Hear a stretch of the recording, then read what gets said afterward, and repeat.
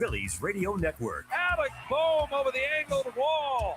Don't forget to tune in to the next Phillies on Deck, presented by the Scorebet, proud partner of the Philadelphia Phillies. 35 minutes before the first pitch of the next Phillies game. Thanks for listening to Phillies Baseball, right here on the flagship of the Phillies Radio Network, Sports Radio 94, WIP.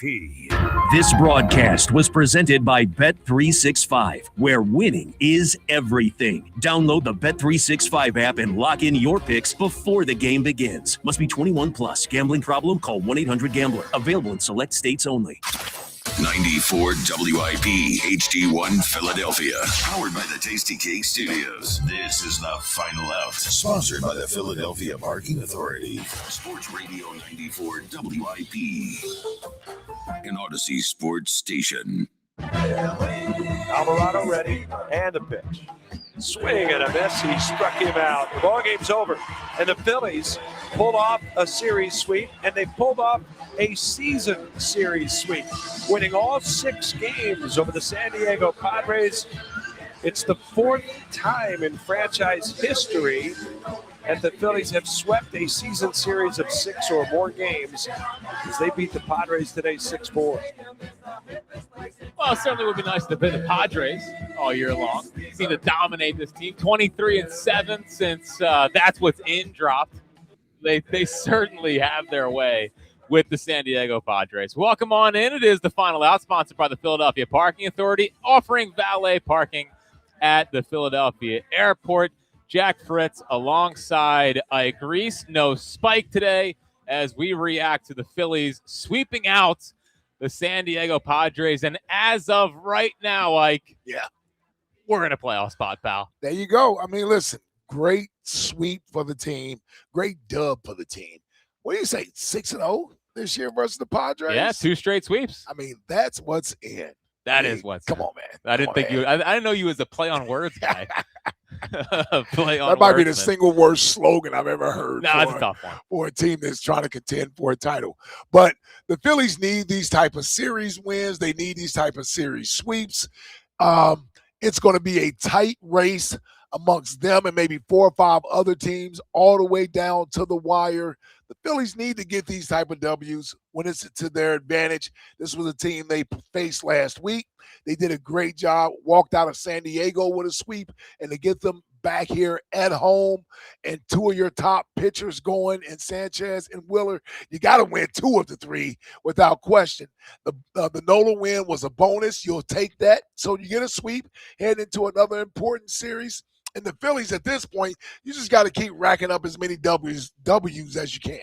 We are broadcasting live from the DeBoer Heart and Lung Center broadcast booth. The DeBoer Heart and Lung Center, the Delaware Valley's only heart hospital, as it was WIP day down at the ballpark, hanging with the morning show. Oh. Not too many comments about the basketball game. Much appreciated. Yeah, it was appreciated. All right, the game wrap-up is sponsored by Roto-Rooter. When plumbing problems hit, wrap them up quick and call Roto-Rooter. Their team tackles clogs and leaks so you can stay in the game. Roto-Rooter, your MVP for plumbing solutions. 215-592-9494 to get in on the Final Out. Good crowd today, 38,000 for a mid or early June, but midday week game. Yeah. And it was hot. It was hot. So hopefully if you are stuck in traffic, you are well hydrated. Call now, 215-592-9494, and get your big takeaways from the game. Our biggest takeaways of the game are brought to you by Morgan & Morgan, America's largest injury law firm. And one of my biggest takeaways, like 9-19 to in a playoff spot by June 4th is a pretty quick turnaround. Do you remember when they lost 10 straight games? Yeah. I mean, this team is on a 100-plus win pace since Don Mattingly has took over. They look like the team that we thought, and they really did a great job of surviving the early season struggles and climbing and scratching and clawing their way out of this thing. And the one thing that we kind of have had our questions about, and we'll still have our questions about it really until they show up in October, was the offense. And at least for one day against, Lucas Giolito, who they didn't exactly smoke around the ballpark. They took more advantage of some sloppy play by the Padres. But they had their first game with over 10 hits since mid-May. It is June 4th. And they also scored more than 4 runs in a game since May 18th. Again, it's June 4th. So the offense has certainly been struggling. But at least today, every starter got a hit besides JT. And you're starting to see some signs of life from some of these guys at the plate. Adolis is one. Trey Turner got a big hit today. Bomer had 2 hits. Stott had 2 hits. Some signs of life. I guess I chalk it more up to one game, but at least for today, the offense thankfully put together 10 hits and scored 6+ runs. Yeah, I mean, listen, let's not beat around the bush. This is what has made following this team this year frustrating at times, because they can show you glimpses of what they can be, but then they also show you how frustrating they can be from an offensive output standpoint. The good thing for us is that the pitching seems to have stabilized itself. Mm-hmm. The guys that we expect to be good are going out there and pitching the way we expect them to pitch. And between Painter and Nola, I'm telling you, if as long as I win with my top 3 guys, and if I can split with the other 2 guys, that's 4 wins a week. Mm-hmm. 4 wins a week out of 6 games. You're going to be in good position as the season ends. I know we focus so much on our struggles as a baseball team where we're lacking at times, and I get that. But there are a lot of strengths that are there as well. And we got to continue to build on that, and let's see what Dave Dombrowski does, if anything, to get towards the trading deadline, because they can go either way. You can add a guy like Skubal to the starting rotation and make them just the best rotation in all of baseball, or do you go out and try to find that bat, that right-handed power bat, an outfielder that can actually give you that spark and some protection in that lineup in the middle of the order? I don't know what Dave Dombrowski is going to do, but I know this pitching is going to keep us in contention throughout the rest of the season. And as far as the offense goes, I know it's going to come and go. And the frustrating part about the offense is that I don't know how much they've done to erase concerns about will they hit in the postseason. I think they've only amplified it. Yeah, like so you raise the expectations. And I think they've also, like, this is the first time they scored 4 runs in a game since May 18th. Yeah, it's been a while, yeah. And I think that they're the most wins in baseball in 1-run games. Sure, they survived the stretch where they went 7-6 in without scoring more than 4 runs in a game. Yeah. So it's like, I think there's this, hey, this is fun, but at the same time, is this really going to get it done? It's not sustainable. October? Yeah. So we'll see. Speaking of the pitching, Zach Wheeler was good today. Awesome. 7 innings. The forgotten ace of the staff. Still my game 1 starter. I'm just kidding. I might be changing the opinion on that one. But 7 innings, 3 walks, 8 strikeouts. That pitch to Machado is an 0-2 pitch right down the middle. I pitched enough to know you don't want 0-2 to be right down the middle. Machado, for one of the first times this year, did not miss it. He's had a brutal, terrible year start to the year. But overall, Zach Wheeler, after heading into the season, we're like, we have no idea what to expect from Zach Wheeler. One of us was fear-mongering about how he looked in minor league games, and we were wondering, is he really just kind of, Taiwan-ish? Well, 2.31 ERA since coming back. Overall, the team is 25-11 since Zach Wheeler entered back into the rotation. Well, and here's the thing that I love, and it's a healthy, competitive thing. Yeah. Oh, you see Sanchez at the top of this lineup. You He got to 50 compete. plus innings of scoreless baseball. Some thinking that he's now the ace of the staff. Zach Wheeler says, hold on, my people. I'm still here, and I'm the ace of the staff. Like I said, it's a great, healthy, competitive relationship, and you can sort of push each other without even knowing that you're pushing each other. There's no way you can tell me a competitor like Zach Wheeler, who's had the type of success he's had in this league, 2-time Cy Young Award winner, runner-up, should have had the Cy Young. Sanchez has been a runner-up in the Cy Young. He seems like he's going to get it this year. You think Zach isn't like, hold on. After everything I've done, I'm not getting the Cy Young. So I love it. I love it. And it pushes Zach to go out there to be at his best. Not that he needs it, but it's added motivation and drive that I think the team overall benefits from. So I'm good with that. It's kind of like when you're golfing with a good golfer. Yeah. And you want to try to compete with them. You know? And sometimes it raises your game. You know? Yes. Like or it can crumble you. But Zach, it seems like it's raised his game. Well, and he wants to remind people. To your point, I think it was 2 Fridays ago after the game, he was talking about Chris Sanchez, and he was like, he's tough to keep up with. Like he almost let out an exhale, but he's trying. And the old dog still got it. Oh, he still has it. No, he still has it. Top of the rotation. Are you kidding me? And how many people boast that? Not many. Best 1-2 punch in baseball right now. That's pretty damn good. 215-592-9494. If you're coming home from the game, we'd love to talk to you. We will get to your phone calls next, along with the player of the game and some other things that stuck out today. It is the final out here on Sports Radio 94 WIP. Hey, from the team that brought you Surfside, here's something new. Meet Super Light and the new Vodka Plus 8 canned cocktail. Super Light comes in 4 classic sports drinks, flavors, fruit punch, orange, lemon lime, and blue chill. Perfect for after rec league, the golf course, or for the crew that's always on the move.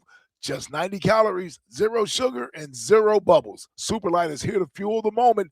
Get Super Light variety packs and individual flavors in stores and bars near you. Must be 21 plus.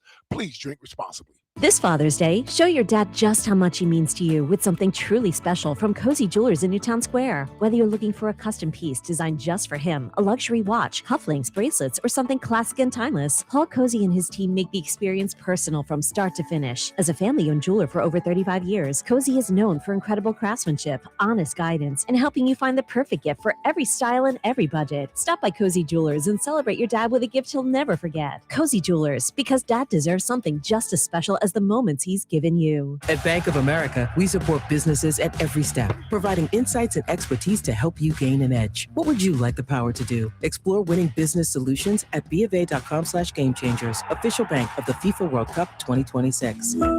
No! USA is up 2-0. That is the most dangerous lead in soccer. Relax, Mike. See that, Dan? My left eye is twitching. That's my warning eye. It'll be 2-2 by stoppage time. It's never wrong. With early payout from Bet365, I got paid the second they went up 2 goals. So to me, it's now the safest lead. Early payout from Bet365, huh? Now my right eye is twitching, Dan. Bet365. Winning is everything. Gambling problem? Call 1-800-GAMBLER. 21 plus only. Must be physically located in Pennsylvania. T's and C's apply. In-app only. At Bank of America, we support businesses at every step, providing insights and expertise to help you gain an edge. What would you like the power to do? Explore winning business solutions at BofA.com/gamechangers, official bank of the FIFA World Cup 2026. I'm Bob Burke, founder and chairman of Burke America Parts Group, a family of brands that includes RepairClinic.com, an appliance and HVAC parts solution company that's grown into an international brand. Before AmericanEagle.com, we partially launched a new technology platform developed by another firm. American Eagle helped take our technology to a whole new level with digital marketing, software development, and business insights into our key markets, appliances, HVAC, and outdoor power equipment, and did so both on time and on budget. AmericanEagle.com has the resources, experience, and talent needed to produce solutions. Our new technology platform, developed by AmericanEagle.com, has produced tremendous results with higher traffic, conversion, engagement, and online revenue. If you have any home repairs you need to take care of, check us out at RepairClinic.com. If you need a world-class website or technology project, then I would highly recommend AmericanEagle.com. Call AmericanEagle.com at 773-NETWORK. That's AmericanEagle.com, 773-NETWORK. This is the Final Out, sponsored by the Philadelphia Parking Authority. Sports Radio 94 WIP. And the pitch. Swing and a miss, struck him out. Came back to his splitter and gets his 8th strikeout of the day. Gives up a couple of runs. It's Zach Wheeler, 7 strong for the Phillies here this afternoon. Yeah, Wheeler still got it. He still has it. 90, he looked at 96 today. Come on, man. Yeah, don't let the old dog find it. He's our player of the game, brought to you by South Jersey Gas. Make the smart play. Save energy and money with South Jersey Gas at sjgsaveenergy.com. Like I mentioned last segment, Zach Wheeler, 7 innings, 3 walks, 8 strikeouts. ERA is 2.31, which, like, when you go through Sanchez is what, 1.47? Yeah. And then it's like, wow, and then 2.31, you're like, chump change. And they are 25-11 since Zach Wheeler has come back. So in addition to Don Mattingly taking over and the good that he has brought this team, I think Zach Wheeler coming back and stabilizing the rotation, knowing the ace is back. I know Chris Sanchez is pitched like an ace, but everyone knows I think there's a hierarchy down there. Well, and he's the big brother of the pitching staff. He's the elder statesman. And he is. And I think everyone respects him down there. And I think as they should. I wouldn't be surprised if he walked in the clubhouse and was like, what are you guys doing? We're like, what are we doing here? We're 9-19. We lost 10 straight. He did stop that, which was good to see. So Zach Wheeler, every bit as good as he usually is. Let's kick it off on the phones with Jordan in Princeton, who was at the ball game today. What's happening, Jordan? That was a hot one out there, wasn't it, Jackie Baseball? It sure was, Bal. It was a hot one. We survived, though. I think I'm going to suffer a very strange tan line from the headband I had today. That's going to be a real mistake this weekend when I have to take family portraits at a bar mitzvah. But I think it's funny. We're standing there talking about how the Phillies have not scored more than 4 runs, and I told you I was leaving the ballpark. I couldn't get out of the ballpark. It seemed like they were going to score more than 4 runs, and they did. And to your point, Ike, I think the fact that they break through once every 13 games and can score more than 4 runs only heightens the concerns about whether or not they can hit in the playoffs. It's like, what the heck? We know this team can hit every once in a while. How can you have any confidence that they're going to do it when it actually matters in October? Yeah, I mean, that's and it's the double-edged sword in following this team this year, because you want to be excited about the team. You want to have fun following them through the season. They got off to a 9-19 start, and now they've been playing great baseball. And then it sets in where it's like, okay, we still need to do this in October. And I think people still have that feeling there. And I can't even say it's unfortunate. It's just what it is. Yeah, like, it's what it is. There's too much scar tissue. Yeah. There's a lot of scar tissue. And you got to break through and get the job done, or else it's all people are going to talk about. Yep. Their record in one-run games is impressive, but I don't think anybody ever won a championship because of their record in one-run games. On Zach Wheeler, I thought there was a realistic chance that we were going to never see him throw a pitch in the major leagues again. He's got a long career, financially successful, has a really large family, and the fact that he's not only back, but he's back with this level of quality like he never left. It does make you wonder, too, about what could have happened last year if he was able to remain in the rotation. Oh, for sure. There's a lot of positive things to take away from a game. I just hope I don't have a weird tan line for Saturday, so wish me luck with that. It was great watching a game with you, Jack. Yeah, you too, pal. Great seeing you. I didn't see Jordan, did I? Did I see Jordan? So he was out there with the Fanatic headband on, the one that Bryce wears. Dude, I saw so many people. I don't remember anyone specifically. He's wearing the powder blue Harper. I don't know if that would help. I was talking to him for that. Was alcohol already by the end? No, you were hanging around. Okay. I was talking to him. Yeah, because, I mean, we were out there in the sun. We were. Yeah. We were. I had to find shade. I know. And then I got stuck in a hot dog eating competition, which I didn't want to do. But, we got in front of the glizzy. What we got to do, The natural instincts took over. I asked if they were grass-fed beef. It wasn't, Hold on, did you win? No. Well, I was the first. Now, to my point. So the competition was first one done, right? I thought it meant first one done, not how many can you eat. Yeah, so it wasn't in the budget to buy a bunch of hot dogs. So it was just the quickest. Boy, this is typical WIP. Listen. Yes. We got one hot dog each for a contest. Who eats it the fastest? Exactly. Not how many can you eat. Who eats it the fastest? Okay. Now I thought it was the fastest it could go in your mouth, and turns out it was you had to finish the whole process of eating. You had to chew it and swallow it. So I shoved it all in there. Yeah, shoved it all in there. And I couldn't. I was having trouble swallowing. Did you win? No. Who won? No, I was first one to get it fully. It was all in there. You got it all in there? You got it all in there real quick. I stood up immediately, and I was like, I did it. No, Richie won. Richie? Yeah, Richie won. Richie won? He's a problem. He got in front of the glizzy, and he said he actually smashed it. Wow, he got it down? Well, he smashed it against his face first, started bleeding a little bit, and then he ate it. It was back in his natural habitat. So, no, it was I'm sure that'll be all over TikTok. I did not hear that. Yeah. Richie won? He did. It was very impressive. Glizzy. I think he was showing off to Alicia. Yeah. Yeah, she was videotaping. Yeah. She's like, wow. She documents a lot. she sure does. It's part of the gig. Yeah. So the long run game thing, like it's, I think it's more concerning than it is impressive. So it's twofold. One, it is important to be able to win close games and not blow them. I think that's important. But also, like, let's help the run differential out. Yes. They're still, I think they're minus 21 now, Right. or minus 22 in the run differential. All these run games, eventually it bites you. Well, and it taxes your bullpen where you have to pitch to Ron all the Yeah. time, and he wasn't able to go today, which was fine because he had a 4-run lead. Unfortunately, Alvarado made it close. So the 1-run game thing, while I'm glad you're winning close games, and maybe that builds some, I guess, scar tissue or whatever, builds it up for October. Yeah.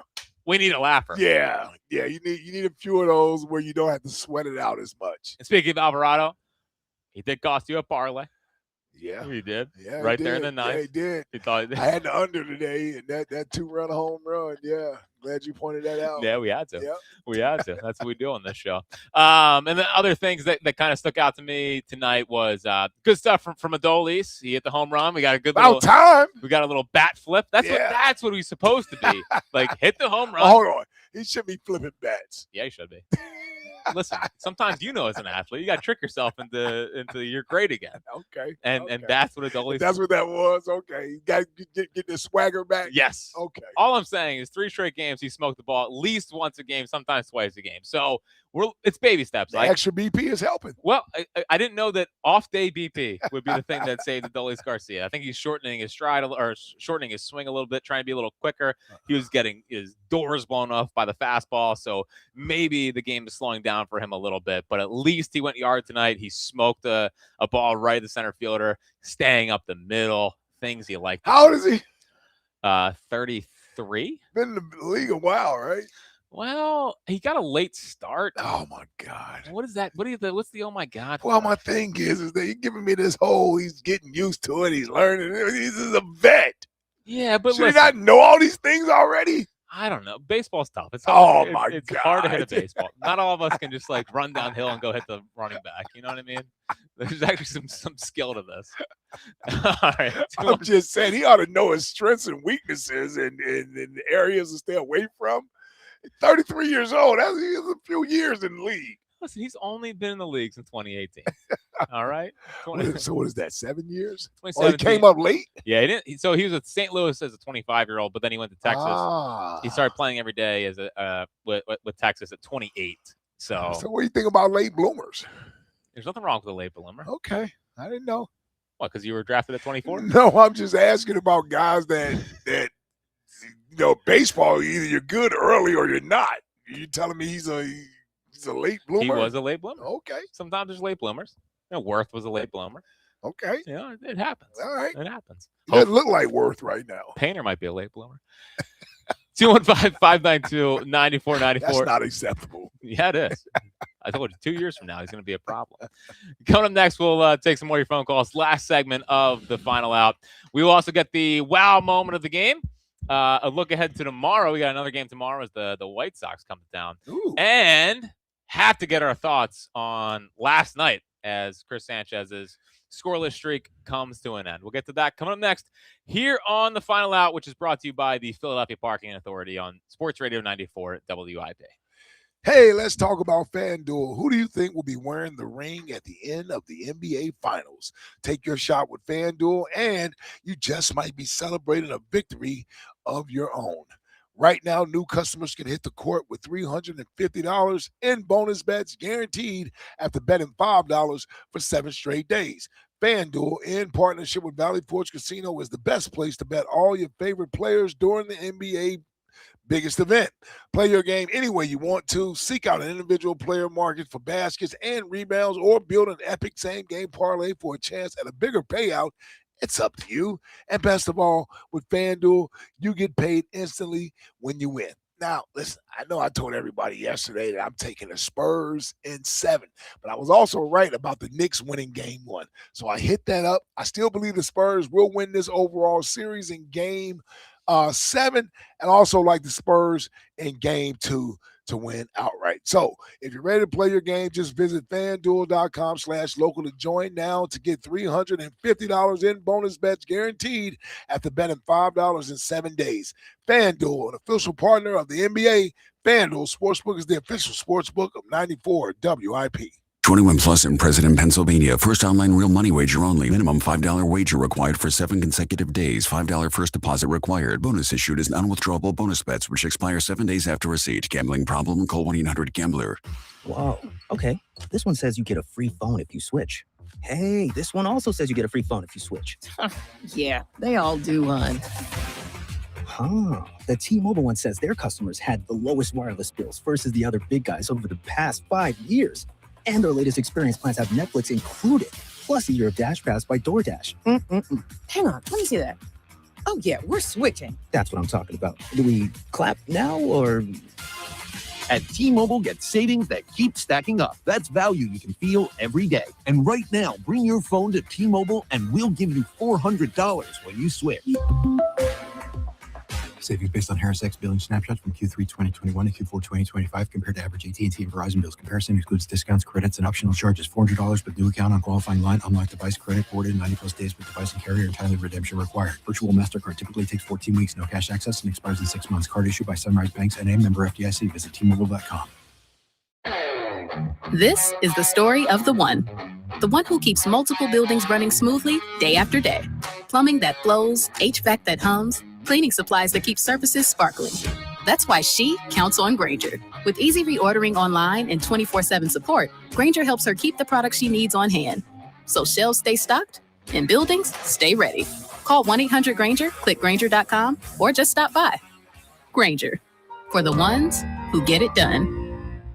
I need a little range, step to the range, come on, meet me at the Introducing the new Chick-fil-A Jalapeno Ranch Club Sandwich. With that juicy Chick-fil-A chicken on a buttermilk ranch bun, jalapeno ranch sauce, and pickled jalapenos, it's a little ranch with a lot of kick.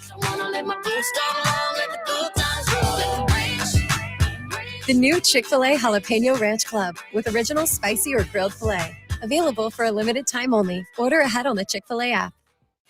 This is the Final Out, sponsored by the Philadelphia Parking Authority. Sports Radio 94 WIP. 2-2 pitch, off speed, hammered. This ball has a chance. Get up, ball, get up, and it's out of here. Just like that to left field. High fly ball. Garcia takes a stroll. It's been a minute. And that ball, another one as the Phils jump up. Now 2-0, and he hammers this ball. That was at 109 miles an hour. 109 miles an hour, knew it instantly. That was the Adolis Garcia home run from earlier today. That is our wow moment of the game, which is brought to you by the New Jersey Division of Travel and Tourism. From waterfalls to fairways, mountain resorts to lighthouse tours, find your wow at visitnj.com. It is the Final Out. Jack Fritz, Ike Reese, live at the Deborah Heart and Lung Center broadcast booth. Deborah Heart and Lung Center, the Delaware Valley's only heart hospital. And the Final Out is sponsored by the Philadelphia Parking Authority, offering valet parking at the Philadelphia Airport. Yes, Adolis Garcia, 109 miles an hour off the bat. Signs of life. He's hit the ball hard all series long as he had the now BP heard around the world. The Monday off day came in, got working on an off day, and saved everything. Like, we're back. Yeah. I hope so. I hope so. I'll give the guys credit for this. Not only Adolis, but other guys. You know, Trey has done some stuff. Bohm has done some things. Stott as well. These guys are at least putting forth the effort to try to fix whatever it is that needs to be fixed and trying to improve so that they can contribute. So it may not be at the standard or where we expected them to be at this point, but I can take solace and be encouraged that at least they're working at it and they haven't just thrown their hands up at the season and said this is what it's going to be. It says something when, you know, a veteran like Garcia is doing the small things and the extra little things to try to contribute. And so that to me, I believe bodes well moving forward when you look at the team. Well, again, the bar for Adolis to be a key, not even a key member, but the bar is just so low for him to be a valuable major leaguer because of what he brings in right field. Yeah. Like, just pop a couple home runs. He's got 5 now. Let's start adding more to that total. It's been a while since he's hit a home run. Hit a home run every once in a while. Don't bat 190. Don't go through a stretch where you're 3 for 57 with 30 strikeouts. Yeah. Again, it's like Stott. What Stott brings defensively is so great, but also, he goes through stretches of the plate where he's just brutal. The bar is just so much lower for them to really help and contribute to this team. Adolis really has a month and a half to possibly change this team's mind about what they're going to do at the trade deadline. If he can steady himself and go on a bit of a tear here, maybe they don't have to go get a right-handed bat to play right field every day and possibly have to release him. I mean, that's what's facing them, is either releasing him or just putting him on the bench as a fourth outfielder. He has about a month and a half now to change their minds. As it stands right now, they would be looking for a real competent right-handed bat that can play right field. But if he can do it, at least we don't have to give up a prospect.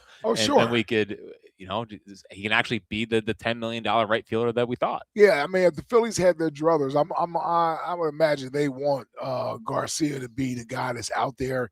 They've already paid him $10+ million to play right field. He's doing a great job from a defensive standpoint, but he was also brought here to be some sort of right-handed power in the lineup, and he hasn't necessarily lived up to that. So they would certainly welcome an improvement from the plate performance sort of standpoint.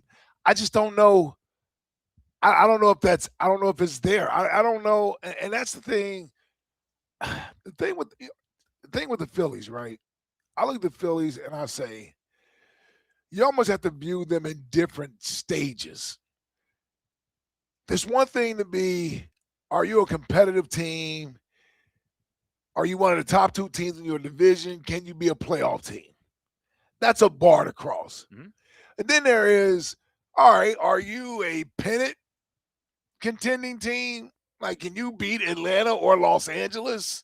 Or the Brewers. I think the Brewers are in there. Or the Brewers. Like, can you beat one of those teams and say you can win the pennant at least? Is there a bat out there that's put you right in or above them? It's tough. It's tough for the Phillies. So, and I get it. And again, you want to be excited for the team and you want to enjoy what you're seeing, but because of what has already transpired, you can't help but say, when you look at the end game, what do I believe about this team come October? Mm-hmm.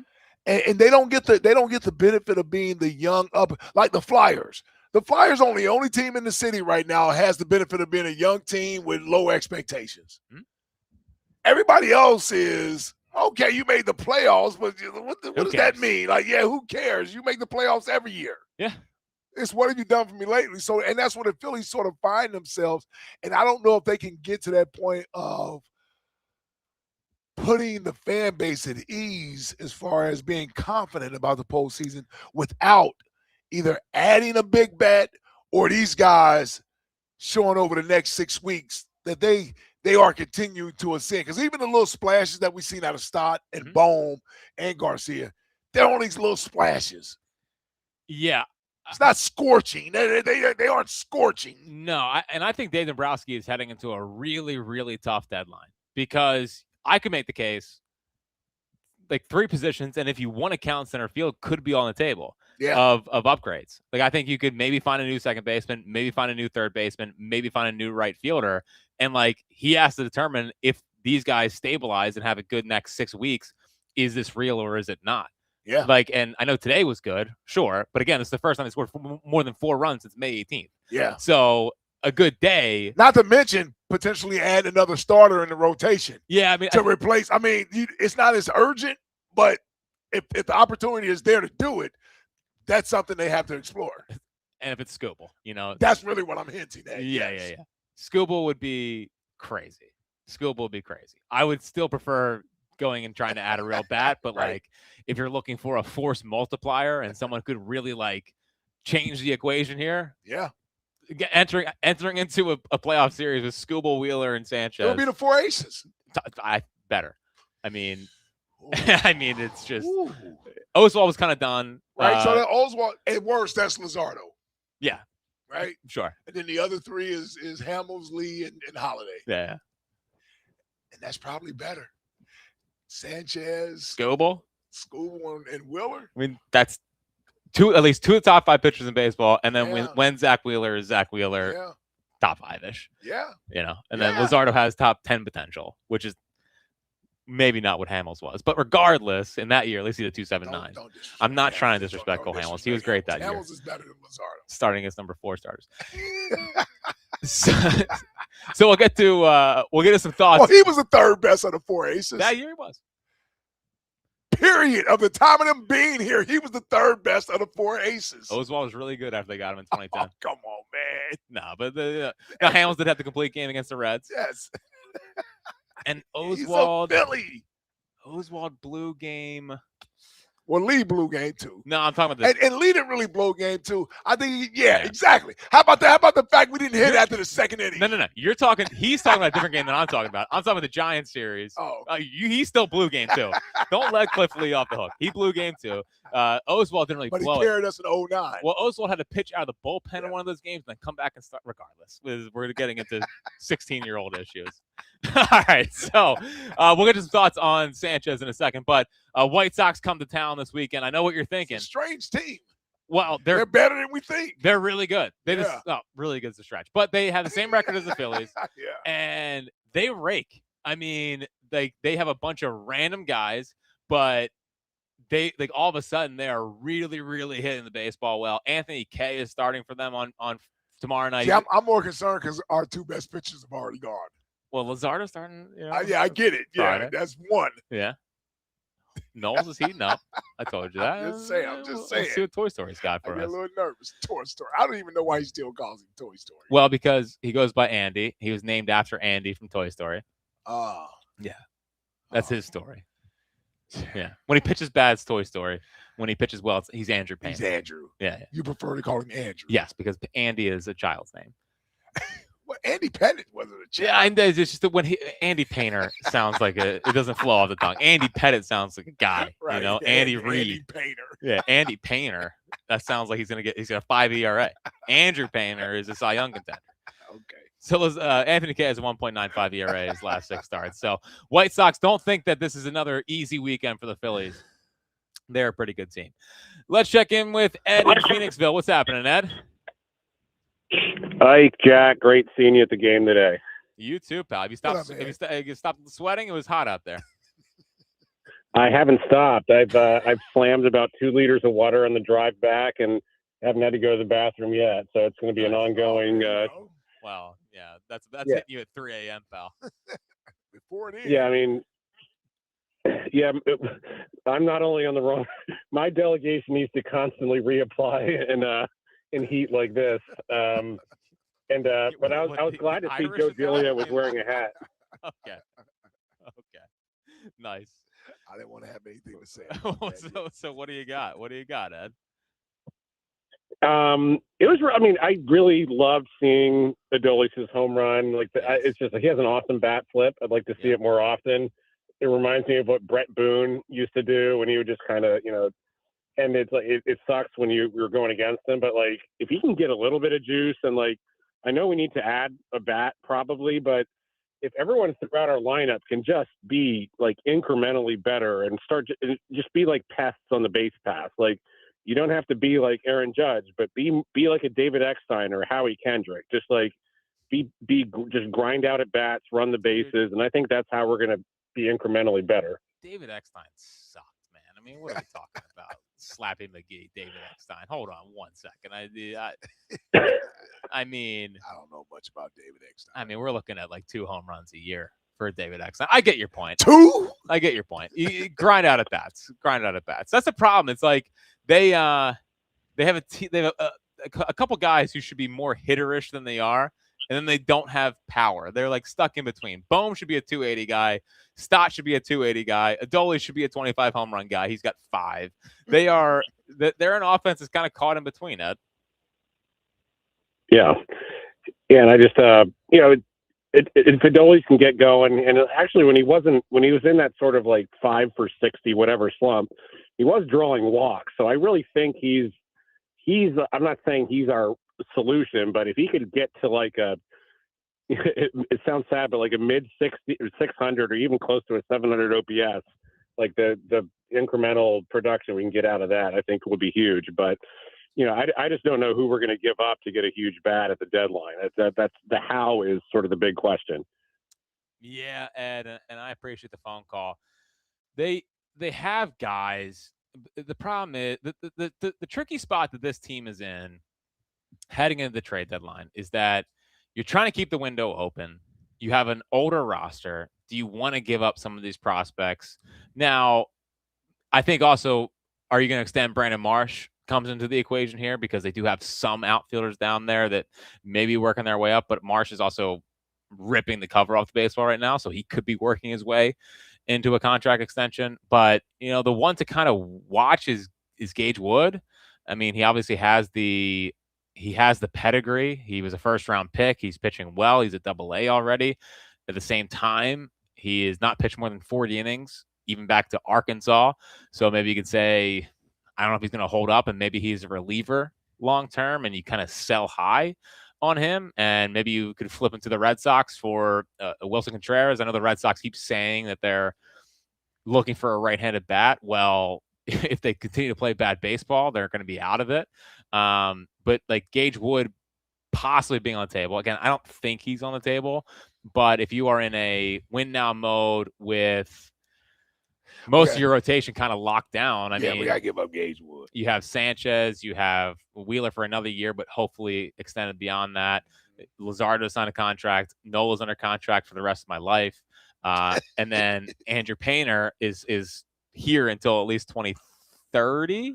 Yeah, 2031. Locked in for a while. So you do have some capability if you wanted to move a starter to help your ball club, at least with from the offensive side. So we'll see. Gage Wood's probably the one to watch there. So before we start the afternoon show portion of this and get to the top 5 at 5 that Justin DeRazio is doing, we did see the end of the Chris Sanchez scoreless streak last night, 50 2/3. Yeah.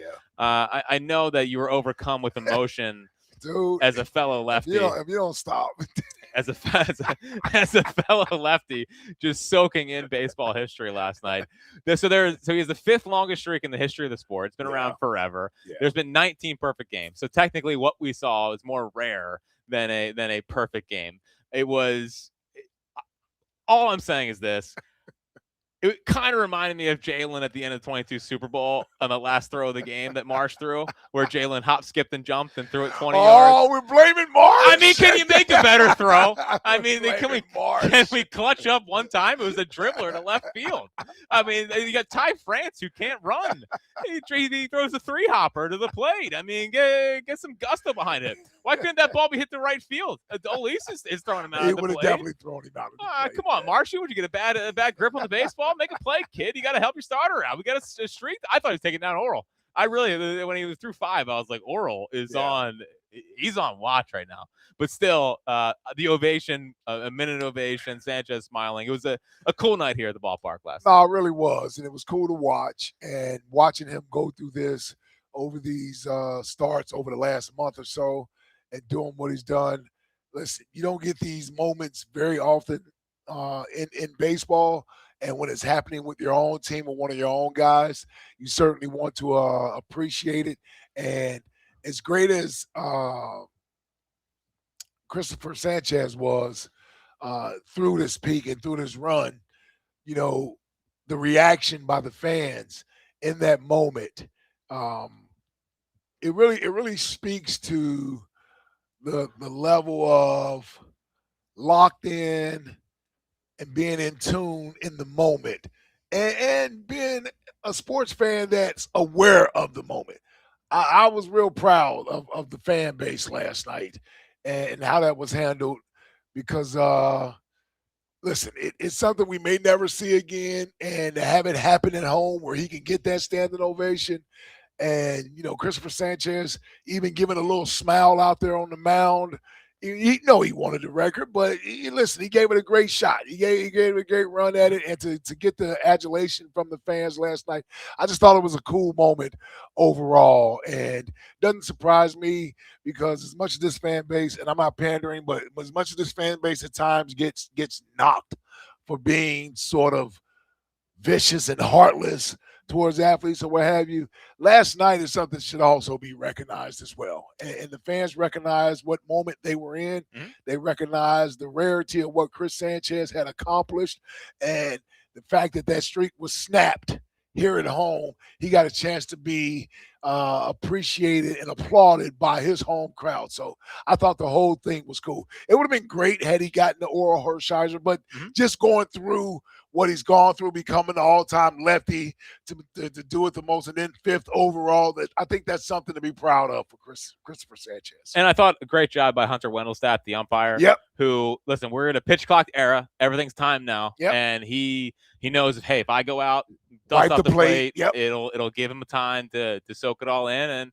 And you said it there. I mean, that's something we're probably never going to see again. I mean, again, this record stood for 115 years just for the Phillies, Grover Cleveland Alexander. Think about that, yeah. So he won't be around here for the next one if it takes that long. I don't think we will. 50 innings is such a long time. He didn't allow a run since April. Yeah. I mean, it's June 4th. So shout out to Chris. I hope this ends. First off, he's going to start the All-Star game unless things go horribly and Mizorowski just goes on and continues to tear. I don't give a damn what Mizorowski does. Whoever is the manager, we're in Philadelphia. Christopher Sanchez should be the starting pitcher. I agree. The Miz is a problem. But it's not his hometown. I know. He's still an all-star. Chris Sanchez will start the All-Star game. Yeah, he should.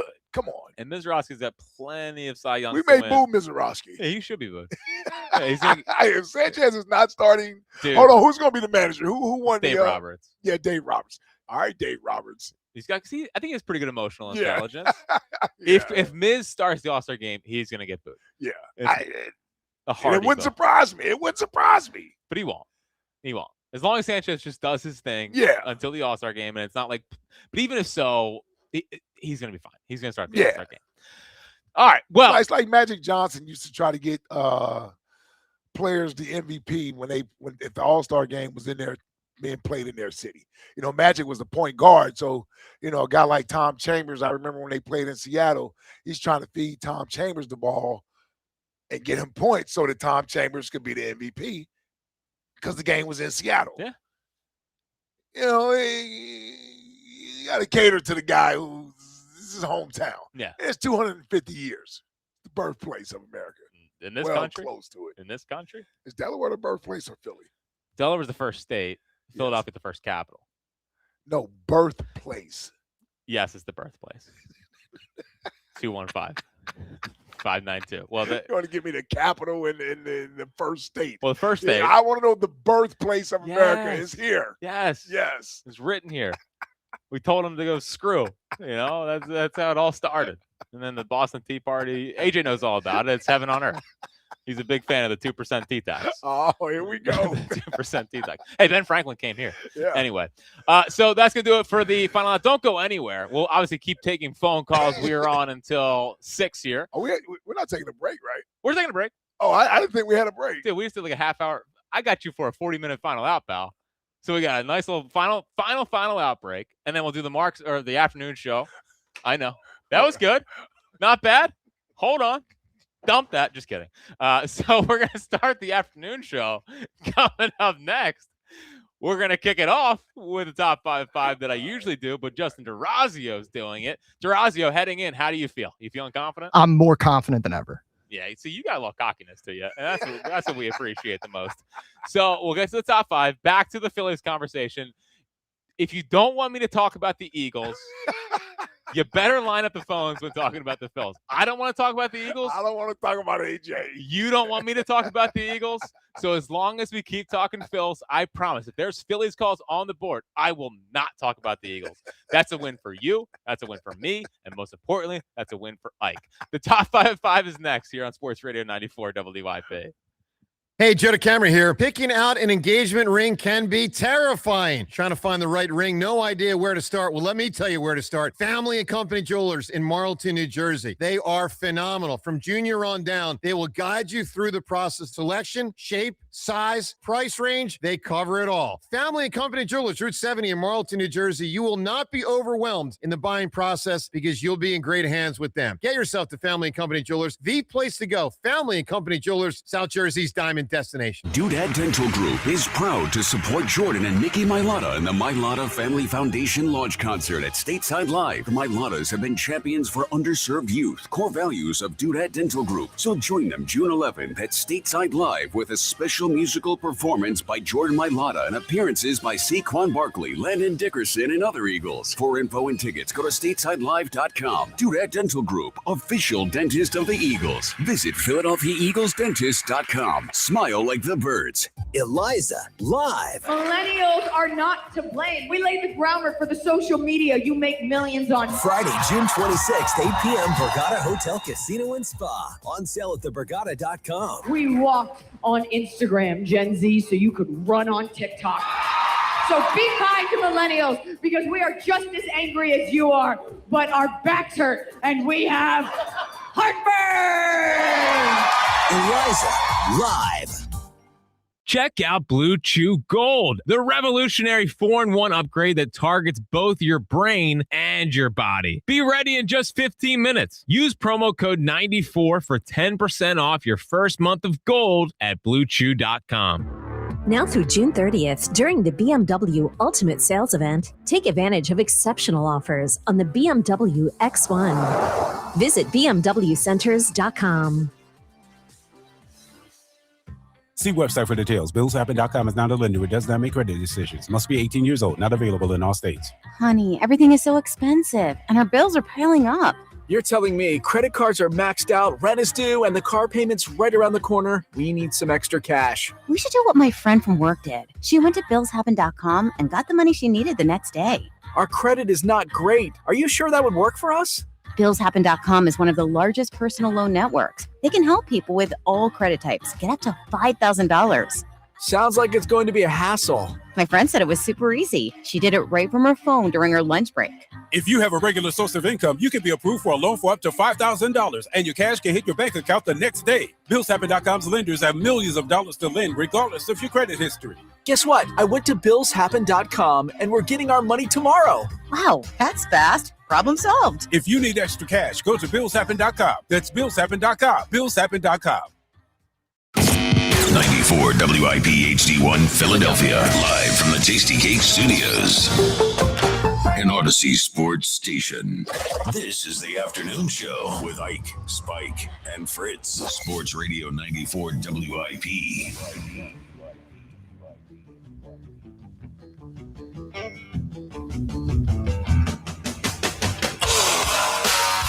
That's right, it is the afternoon show. Jack Fritz hanging out with you. Ike, Spike, and Fritz. No Spike today, so you got me, but don't you worry. Don't change that radio dial. There's no charity golf outing today. Ike Reese. Ike Reese is here. There is no charity golf outing today. As we say goodbye to the final out, and we're on to the afternoon show portion of the program. 215-592-9494. My promise to you, we will not talk about the Eagles as long as you mention the Phillies. Well, I was out there, speaking of the Phillies, I was just out there watching the families out there. Some of the players are still out there with their kids as long after the game is over with. Mundo Sosa, I see him right here in the sort of area where we watch the playoff games at. Oh, yeah. Yeah, he's down there. Before Ava blew up our spot. Yeah, with some of his kids down there. Bryce is on the field with the wife and the family. Oh, nice. Yeah, they're out there hanging out. Yeah, so you got some of the Phillies players hanging around after the game, and they got something going on with the family. Yeah, like Family Day. Family Day, yeah. So you got a lot of the kids out there on the field. They must have known it was WIP Day at the ballpark. It's a whole joyous atmosphere here. Let's bring everyone together. Yes, the Phillies always family first, and they always have been. So good to see that. Did you go down and see if anyone wanted to come on the show? I did not. Yeah, come on, Brycey. Did not. You ducked us in spring training. Yeah. It's time to get on the show. Spike's not here. Did you tell him Spike wasn't here? I did not tell him Spike wasn't here. That would have got him on here. That might have helped. Yeah, that would have helped. All right. The top 5 to 5 who Justin Durazio is doing today. is sponsored by PDQ Signature Systems. If you're in the restaurant, hospitality, or casino business, you need a PDQ POS system. With PDQ POS, you'll sell more, earn more, and work less. If you want the best, trust PDQ POS. Visit PDQPOS.com. Each the 5. Number 5. At 5. With Justin Durazio. Beautiful 5. Oh, I realize that that's the first time you've heard that intro, Jack, because I'm usually filling in for you when I get to play it. Dude, that's an awesome intro. Yeah, it's one of Merrill Reese's best call, one of the greatest calls of his Hall of Fame career. I might have to add that to my own track board. That's incredible. All right.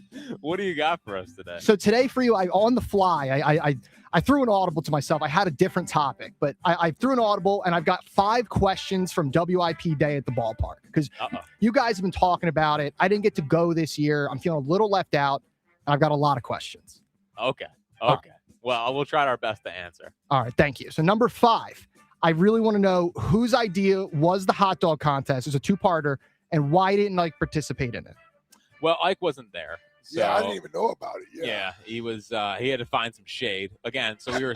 Yeah, that's true. We were standing in the center field bleachers, which has no cover at all. So unbelievably hot. So it was the TikTok team. It was Kenna. All of a sudden, Kenna was like, "Can you come eat a hot dog and be a part of the hot dog eating contest? Can you come eat a glizzy? Eat a glizzy." And my first reaction was like, no. The Jackie Health Kick, Jackie Organic Game. I ate my lunch in my car, Ike. I felt like Namdi. Oh, there you go. So, Oh, before you came in? Yeah. This dude. I know. This dude. Yeah, I'm really changing in a lot of ways. But then she said to me, I was like, all right, I'll do it. It's fine. And then she said to me, it's only one hot dog, just as fast as you can eat it. And I was like, all right.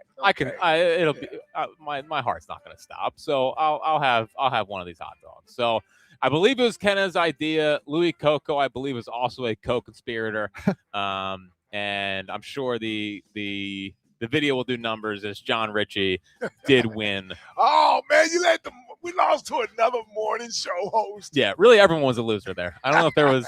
It took us way longer than I think anyone would thought. Oh, okay. Now a lot of people are slow playing it. Luke Nichols was like one bite at a time. Buzz took the extra hot dogs because of course he did. Of course he did. Yeah, he's a glizzy demon. He's a glizzy goblin demon. Well, he's a problem too because he also took the extra because I know he's going to put them in his fridge and eat them for the next 2 weeks. Did you see the plate of glizzies that Buzz took from Yadgarov's retirement party? I've never seen like hot dogs piled this high.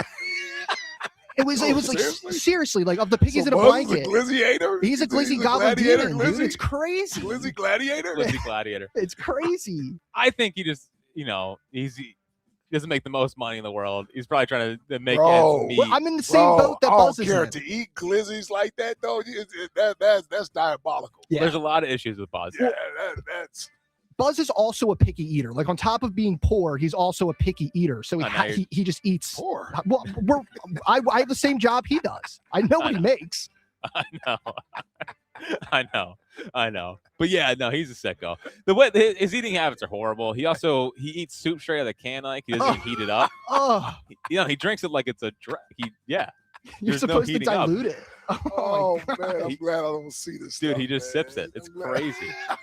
I don't see this stuff. He's psychotic. He's an issue. But yeah, no, it was Kenna's idea, and I think it went pretty well. So I'm sure the video did well. All right. Well, number 4. Last year there was a lot of free alcohol. Ava was swinging that company card around, handing free beverages. I'm dying to know who got the drunkest, who drank the most.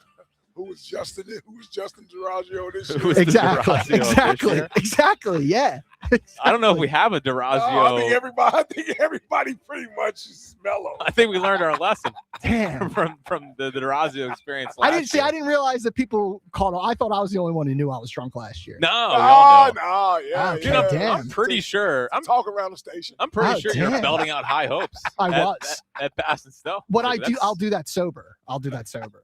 Yeah. No, I mean, Seltzer's always, when he has a few, he starts close talking. It was mostly actually the listeners, if I'm going to be honest with you. Oh, yeah. Now, they weren't on the company card, obviously. But, right. Yeah, I think everyone is actually fine. Yeah. Yeah. See, here's the thing, Justin.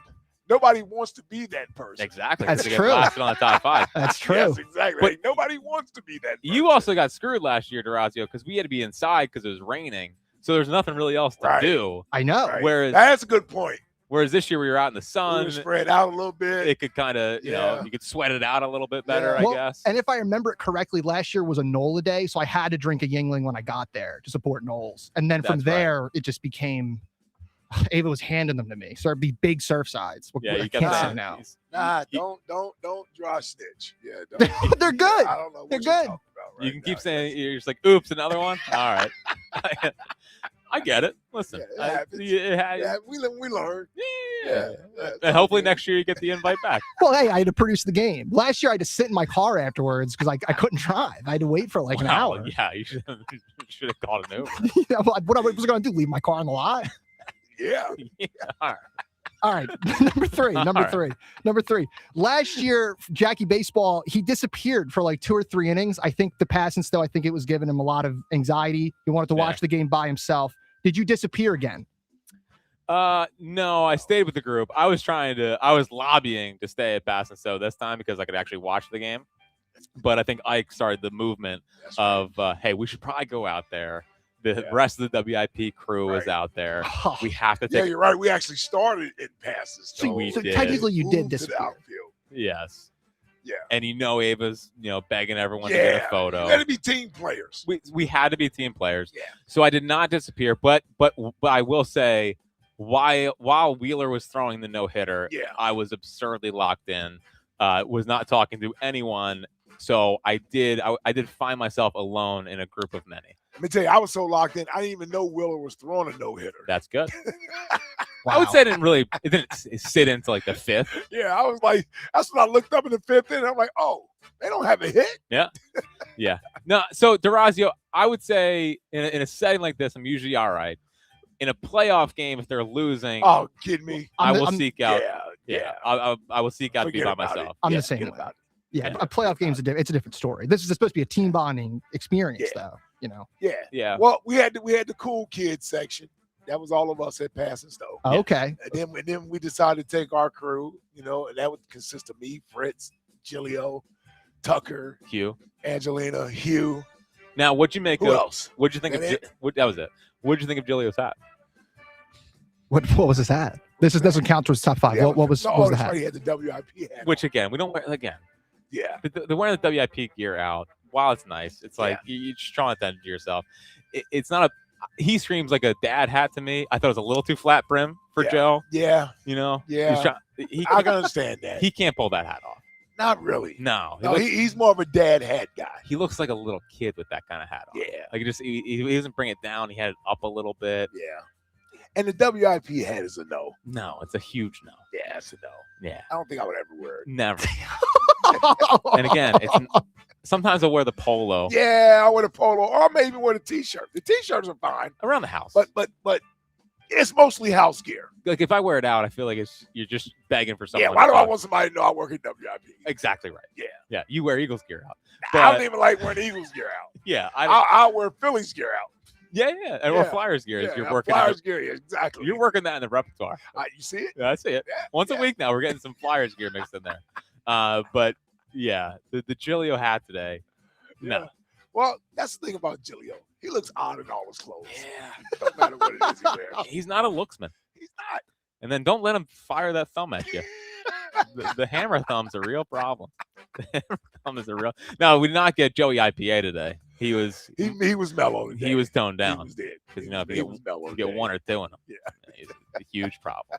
All right, what's next? So number 2, you guys mentioned you were at the cool kid section. I'm dying to know which clique was most trying to squeeze into. Was it with you guys? Was it with the salespeople? Where was he going? You know where he was at. Yeah, what do you think? Yeah, where do you think he was at? I think he was trying to go with you guys. He is a person. What do you think? Well, he was with us. Oh, was he? He was 100% with us. And the funniest part about Moshe today is that he got recognized by one of the listeners. Really? No. You would have thought. Oh, my goodness. I've never seen him so happy. I mean, How the hell did he get recognized? I think he grew an inch. He was. I know. No, but one of the listeners was like, "You're Moshe," and he was like, "What? Me? Silly old me?" It was actually, I felt good. I felt happy for him. That's a good moment for you, Moshe. You're killing it, kid. That's awesome. We don't bring our, the people that do the traffic on the. I just almost. Yeah, seriously. How did someone recognize? Yes. Because the listeners to this station are psychotic, about as diehard as it gets. Yes, they are. And when they saw Moshe, they had to look down, but when they realized it was Moshe, they were like, "Hell yeah, there's Moshe." They probably put it together because Hugh's always telling them to come on home, and they just looked for whoever was balding around you guys. Figured that must be Moshe. Yeah, he was in a different phase today too. He was. He was joined by some friends. Oh. I got a lot of questions. About that. All right. But yeah, Moshe is with us, and he did get noticed, and I felt happy for him. That's a big moment for Moshe. All right, good for big Moshe. Moment. Well, number one, the number one burning question on my mind from WIP day at the ballpark is I was actually going to ask you if Blue Jeans Lincoln was wearing his blue jeans, but then I found out that he didn't even show up. So I'm dying to know if you know, why did Blue Jeans miss a team building exercise? It's a dynamite question, Justin. This might be the biggest mystery of the day. I don't know where the hell Rob Lincoln was today. I mean, he organized this thing. Basically told me he was going to be here yesterday. He told me he was going to be here. Told us he was going to be here. Yeah, what the hell? What happened? It was one of those situations where I felt like it was, back in the day, hey, practice is optional today. It was one of those things where optional means mandatory. Meant mandatory. Guy was nowhere to be found. Nowhere to be found. And I know he was not at the office. I do have sources at the There's office today. no way anybody was at that office today. Everybody was here. They are here, and they told us to go to stateside after, and we said we'll definitely be there. And they said, "You're lying." What are you talking about? You're lying. Yeah, we were. Yeah, we were lying. Yeah, but Lincoln, this is his thing. Yeah. And he's supposed to be, he's going to organize. He's the captain of this thing. Not only that, the leadership, now Angelina, part of our leadership crew here, was here the whole time. It was. Ava was 15 to 20 minutes late, which is egregious. This is part of her whole shindig. Yeah. She's a unifier. Yeah, she is. She's a big huddle upper. She is, but she got here. She was here. Lincoln, no excuse. Yeah. I would love to know where he was. I called Ava to ask where we were supposed to meet at or what have you. And I'm thinking she's here already while I'm asking her this. You would normally think and then that. she was like, "No, I'm in traffic." I was like, "What? Yeah. I'm not going up there." Yeah. Normally Ava would be here. Yeah. But she was late. And she did not appreciate when I said to her, maybe you should have left a little earlier. Oh. Yeah. She was not a fan of that one. Not a fan of that one. Ava. There was a lot of traffic. Hey, did she come from Jersey? I don't know. Dude, there was a lot of traffic. So there was a lot of traffic coming in here. I was sitting in traffic, but I'm a maneuver. You are. I move in and out of traffic. You got to keep up with me. You're aggressive. Yeah, and I am aggressive. Well, I'm coming from Westchester, and I was looking on my app, like usually just automatically it's like, hey, you're going to work. Yeah. And when I got on 95, right around like the Chester area, yeah, it said 41 minutes. Man. So something had to have been happening. Yeah. Around our work on the highway. I have no idea. Like we were going the opposite of short traffic. Yeah. I couldn't get across the bridge. Yeah. So I was experiencing it coming in this way. So I was happy I checked the ways every time. So I left early enough. I left at 12. Yeah. So they gave me, I figured the game starts at 1. It shouldn't take me longer than an hour to get here. It took me about 40 to 45 minutes to get here, though. Yeah, it was a hike. Yeah. It was that should have been a 25 minute ride. That was the 45-minute ride easy. Crazy. And that's with my maneuver. I know. That's with you being super aggressive. Yeah, that's with me. Yeah, people talking at home. All right.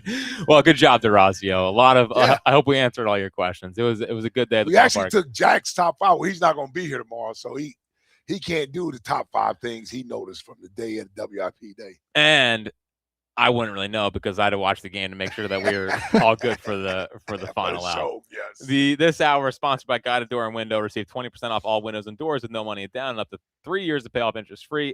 Call Guided Door and Window today at 1-877-GO-GUIDA or visit GoGuida.com. Ava, we're just kidding. All right, we're having fun. Easy. We love you. Anyway. So I will, I won't be here tomorrow. I'm on my way to one of my best friend's weddings. I'm in the wedding. It's the first wedding I've ever been in, which is a little interesting. Overrated. Incredibly overrated.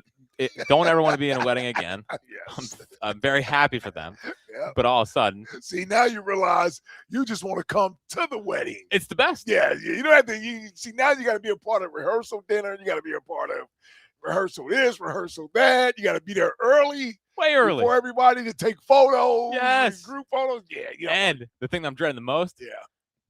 You know me. You know the thing that I do not want to do at all is the freaking intro. Into the ceremony. Oh man! Whoever she is, who I don't know who she, if she wants to do like throw you in the air, or like we are walking. You're not doing anything special. Yeah, I'm not twirling you. Don't ask for a routine or anything. I'll hike you the bouquet if you want. I don't know. I'll hand you off the bouquet, throw you the bouquet. Yeah. We are not getting fancy. Oh yeah, that's right. You got to do. The wedding is tomorrow, Saturday. Wedding is Saturday. I gotta leave. I gotta go to the rehearsal dinner tomorrow. Oh, so you'll find out tomorrow, and then you guys will come up with your little intro and how you do it. And that's not my scene. I mean, that is absolutely not my scene at all. Yeah. So I think that's probably what helped run me out of being in weddings too. It's like, I don't need to do this. No, yeah, I'm good.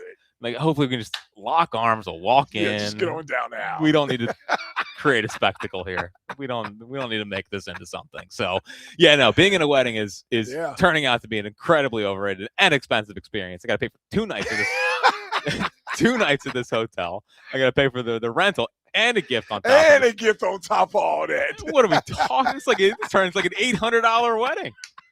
This is almost expensive as my wedding. Yes, easily. What do we think this is? Oh my God! I'm not looking forward to this at all. Man. All right. This is the truth, though. It's the truth. This segment also sponsored by Petro Home Services. Don't let your AC strike out this summer. Petro's tune-up and repair team has you covered. Go to petro.com. Zach is in New Jersey. What's happening, Zach? Hey, what's going on, guys? What's up, man? Zach. I'm stuck in traffic coming from the game. You've made this drive very, very fun. Awesome. That's all we try to do. Thank you. So I just wanted to talk about the Phillies real quick. It's kind of crazy that Adolis Garcia does absolutely nothing. I've been to 3 games, and he hits a home run. He gets a couple of hits. He steals a base or something in the 3 games that I come here. So when can I start getting paid to come to these games so Adolis Garcia is actually worth the money that we're paying him to be in right field? Yeah, I mean, good question. Simply put, we might need you, and we'll talk to Middleton. He's already if he's already sinking $30 million in the right field, what's an extra, I don't know, $1,000 or $2 to get you at every game? I mean, he's super important. I don't really want to go spend prospects to go get another right fielder. I would rather it just be him, but he's got a month and a half to change our minds. No, he really needs. I really need him. I'm asking for 240 average and 25 home runs.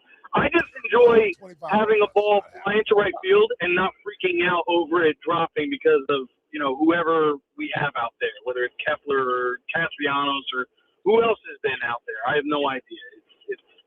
It's been tough to watch, but I'm also really enjoying Justin Crawford have these games. I really hope he grows into something special. So, I hope you guys had a really good time at the game today. It was hot, but great win, great sweep, and we're a playoff team right now. We sure are, and I appreciate the phone call, Zach. They are a playoff team right now, which is so funny given how the season started. Crawford had a good day today.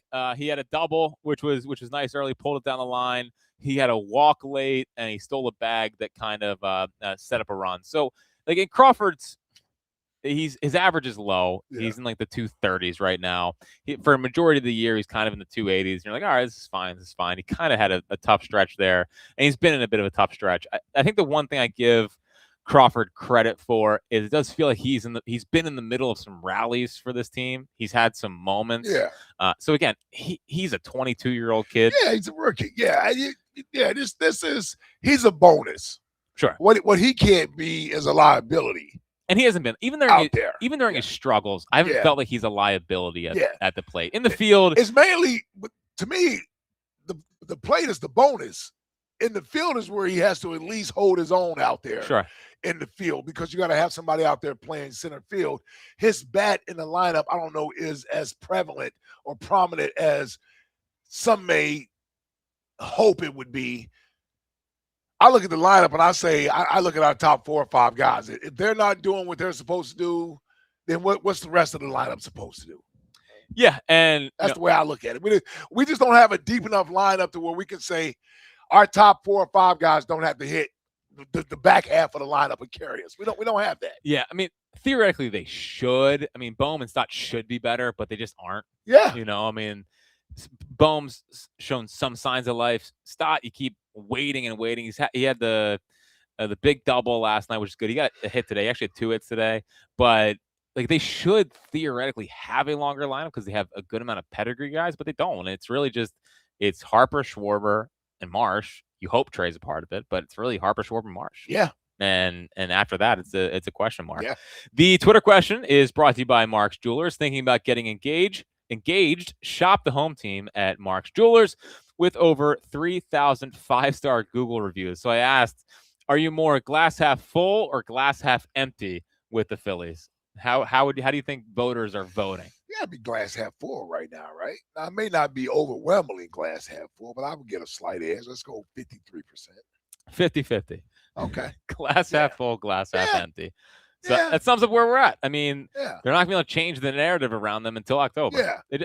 It's funny. It doesn't really matter. Just getting in the playoffs and righting the ship, that's great. Like having summer not canceled baseball-wise. Right. That does matter. That matters. That matters. But it just doesn't matter to me really how they play right now, because it could all change in October. Yep. One of 2 ways. They could find it, and this wasn't a huge deal, and the stars carry them, and the other guys just have their moments, or they could go into the toilet and not show up, and we're sitting here in the same spot, furious at the offense. I was going to say, at least we're probably going to know where the frustration lies at and where we should be pointing our fingers at, because I'd be shocked if this pitching takes a step backwards. They're going to continue to do what they're doing. The one thing is the bullpen, because the bullpen, like the 24 bullpen was great, and then it completely faltered in the postseason. Duran had the big 24 bullpen. The 24 bullpen in the Mets series, like heading into that series, okay. You had Hoffman, who was great, who was an all-star. Right. You had Strahm, who was an all-star. I remember that, yeah. So Kirkland, I think, had an ERA in the 2s. Yeah. Alvarado was pretty good that year. So you felt good about at least where the bullpen was, and they blew game 1. Zach Wheeler had a 1-0 lead through 7. We were here. Yeah, that was a tough one. But yeah, I mean, it's going to be a really tough task for Dombrowski at the deadline to evaluate what and who this offense is, and if he needs to shake it up. But hey, if Adolis has days like he had today, maybe it kind of helps make that decision a little bit easier. Go get Reese Hoskins. No, don't need him. Don't need Mike Trout. Well, maybe if he's actually available, but we'll see. There's no Twitter question today. It would have usually been brought to you by Benari Jewelers. Don't settle for ordinary. Choose extraordinary. Choose Benari Jewelers at Exton and Newtown Square, online at BenariJewelers.com. Ike, we successfully did it. We did it. No Eagles talk. The callers. How about that? The callers did it. I felt good about that. Didn't subject no anyone. No AJ stuff today. I didn't need to come out and say I think we're overrating Devontae at all. Like, we're man, watch out, man. we didn't have to do any of that. Yeah, so hold up. Is that where you're heading? You're leading? You're leaning that way? What do you mean, man? Devontae Maxey. Oh, man, come on, man. We sure he's a one? Anyway, so that's going to do it for us. We have been broadcasting live from the Deborah Heart and Lung Center broadcast booth. Deborah Heart and Lung Center, the Delaware Valley's only heart hospital. Robbie E. is next. Robbie E.? Ellis in the evenings, baby. It. Hell yeah. So he is next, and he will take you through the rest of the night here on Sports Radio 94 WIP. I was having trouble swallowing. Sports Radio 94 WIP. Will travel part.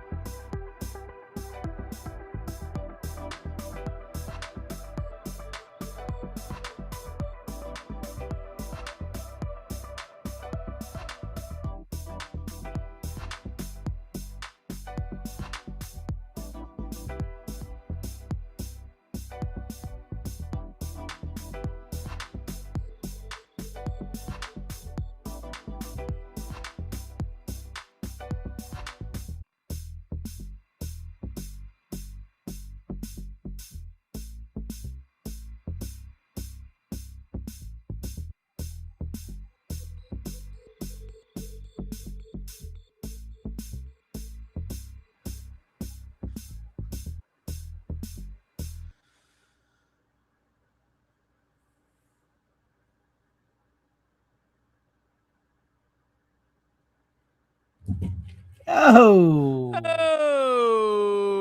Are we live?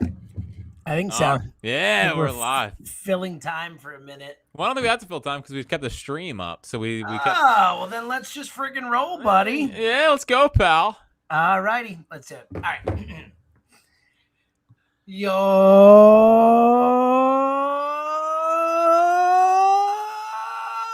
It is another edition of the Helps Podcast, sponsored by Miller Lite, official partner of the Philadelphia Phillies. Tastes like Miller time, Philadelphia. Celebrate responsibly. We got so much to get into. Fritz and I actually saw each other at a baseball game today. What a beautiful thing. Yeah. We've got Christopher Sanchez, which obviously I think will be the lead. We'll get into, the Adolis Garcia resurgence. So much to get into, but let's just start where we should start because we've done a really bad job of usually starting here where we need to. Come hang out with us June 10th. That is 6 days from today. It is Wednesday night. We will be in Warrington. So the place we will be right here is I have it on my Blue list. Jays. Blue Jays. Thank you. Blue Jays in Warrington.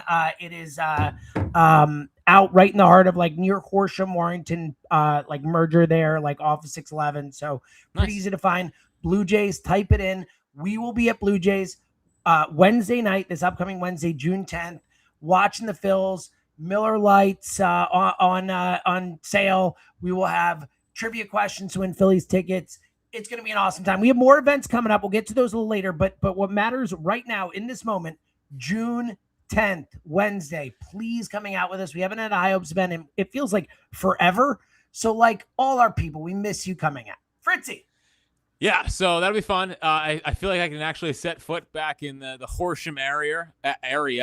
Because, look at you. Yeah, that's high quality podcasting. Because the Ruston Golden Knights did beat Hatboro Horsham this year, avenging. Super important. They avenged the loss of 2012 when we had a 3-run lead in the 7th, and the umpire. I didn't know where you were going with this. I didn't know if this was a Joe versus Jack thing. I had no idea where this was going. No, this is the worst loss of my life. Was the 2012 good second round playoffs. We were an 8 seed. 1 seed was Hatboro Horsham. We had them up by 3 runs in the 7th. We blew that lead in the 7th. We struck them out actually to end the game. The umpire made a horrible call. I'm definitely not over it. Where's ABS in high school when you need him? It was crazy. It was one of the worst calls of all time, and everyone's still talking about it to this day. But shout out to the Golden Knights, actually, real quick. We will get to the Phils. They are... Yes, let's lead with the Golden Knights. That is the key. I mean, it's one thing to lead with our event that we're trying to get people to. Shout out to Miller Lite, all that stuff. Another thing to lead with Ruston. So after a sweep, by the way, of the Padres, own the Padres. Go ahead. They play Springfield tomorrow in the state playoffs. So they've officially gone farther than I ever did. I am very happy for them. Amazing. Without Bulldog Fritz on the hill. It's impressive. Well, dude, their starter this year throws 95 and is going to Vanderbilt. So a little different than the 82 to 84. Don't play. Your boy sat back in the day. So no, shout out to the Knights and shout out to the Phils, baby. Hell yeah, buddy. Hell yeah. If they can play the Padres all the time, they might be all right. So that was going to be my joke is can we just play every single game against the Padres? And it's funny too because the Padres, good baseball team for the most part, unless they're playing the Phillies.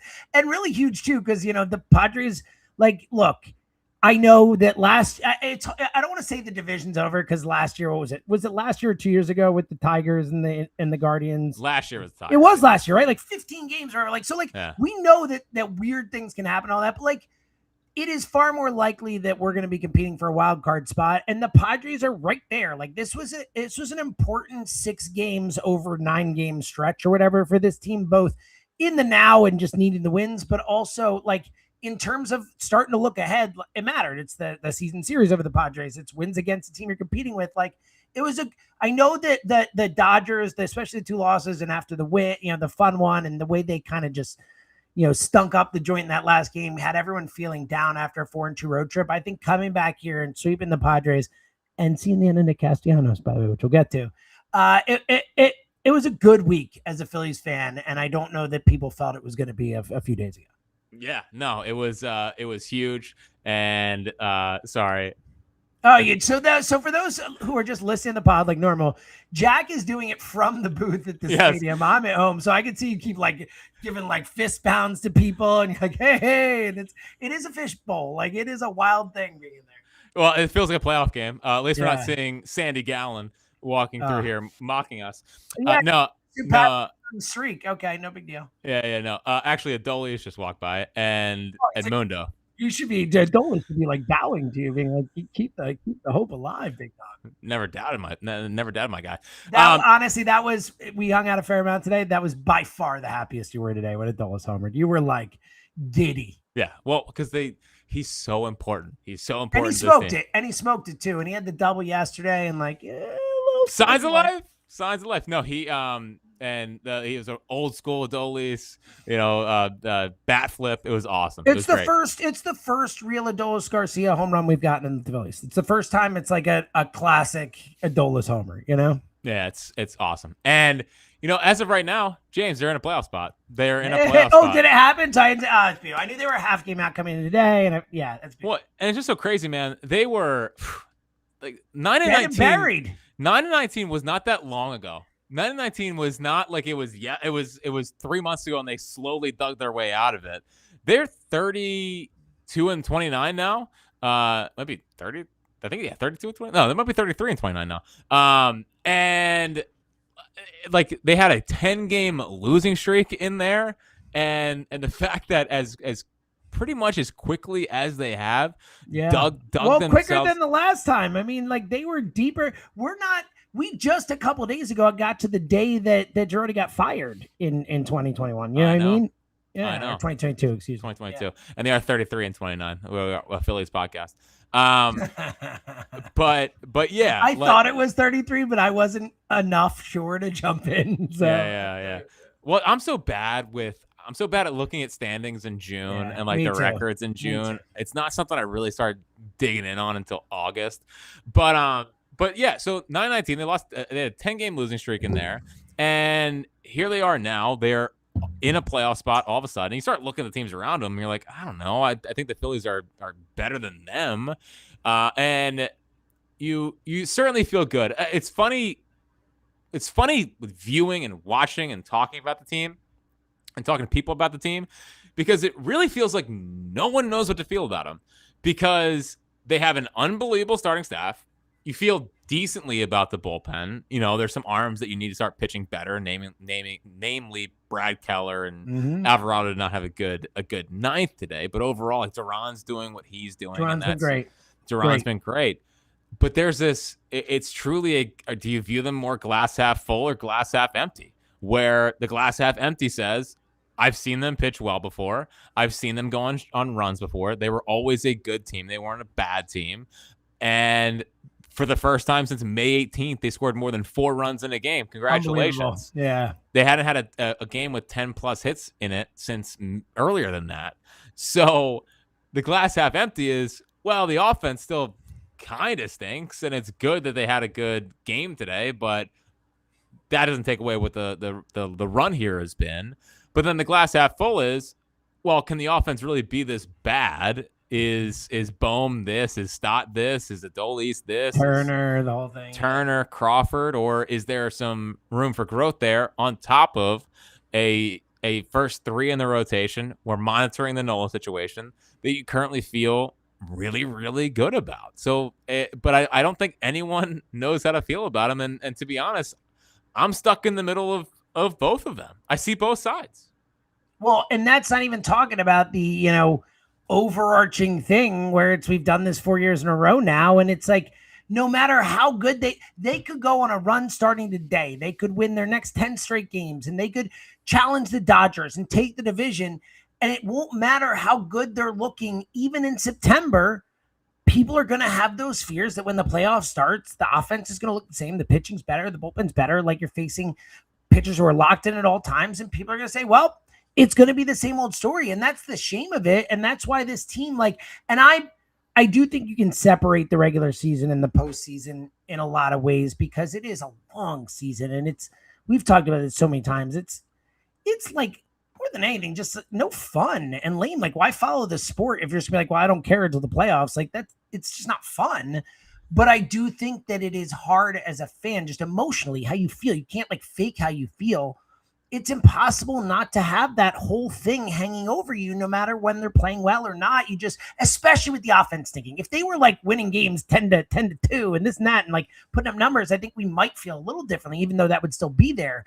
But it's just, even though they're winning games, to your point, I mean, it's 3-2, it's 2-1, it's 3-1. Yeah. It's like, so it's hard to kind of, because we know they can pitch. They've always been able to pitch. So it's honestly, it's the weirdest kind of most, unsure of how to feel with the team that in this run, because it's just kind of built on it, And last year kind of scarred me, because if there was ever a time to believe that they had turned the corner offensively, it was kind of last year.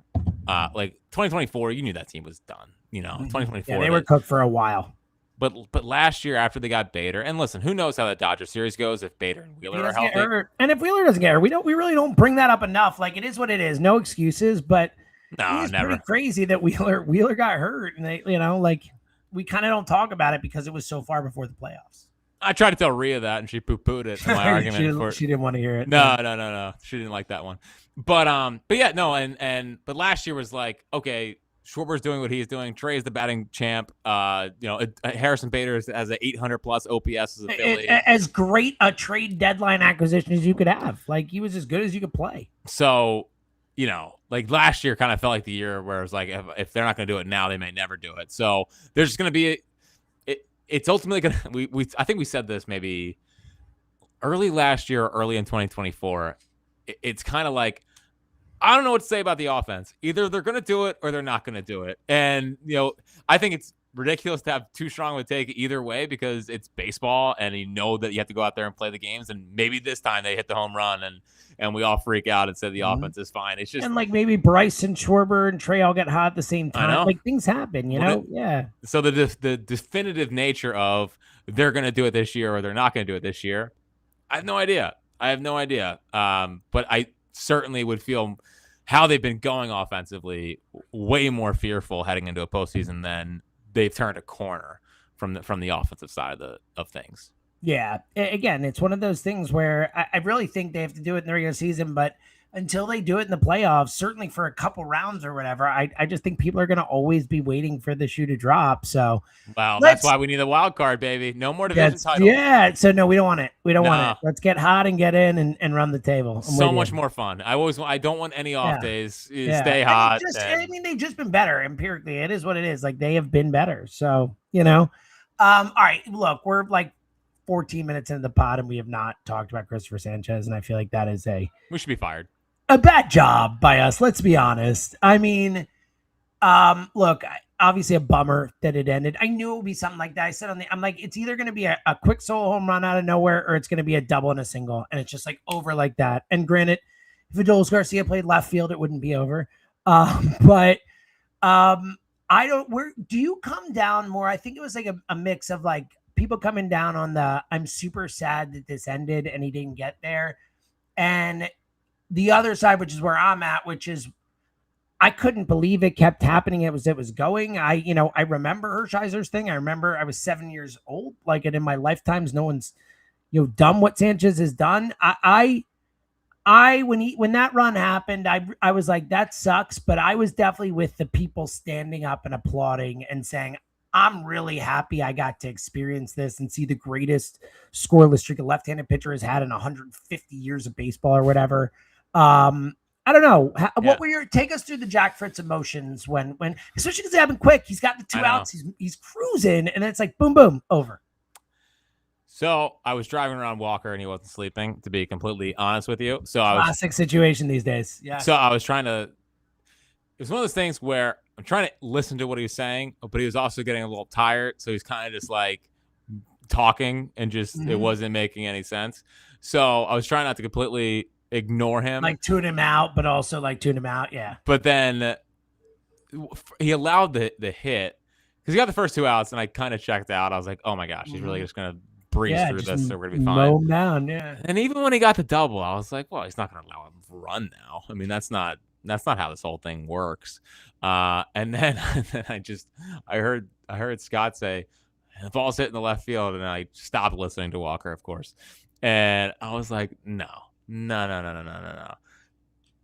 Of course, he's called saved, and it was I was like, I think I like hit the side of my car, or like the door, and Walker was like, "What are you mad about?" And I was like, you wouldn't get it. You wouldn't get it. So You didn't know in the moment how bad the Brandon Marsh throw was. No, I didn't until I got home. I can only imagine what that was like. And it reminded me of Jalen at the end of the 22 Super Bowl. Yeah, that's actually that Hail Mary. That's actually a really good call. Like just the lamest, weakest attempt that you could ever. It was unbelievable. Like an average left fielder probably throws him out at the plate. Like, well, he has a good arm. Arm-wise. No, I'm saying throw-wise. Like that, yeah, he doesn't have a horrible arm, but that throw was a all-time bad throw. Unbelievably bad throw. Why couldn't that ball hit Ben the right field? Revere-esque. I know. It was like a Ben Revere-esque throw there. It really was. If it's hit the right field, we're still celebrating today. He's out by 5 feet if it's hit the right field.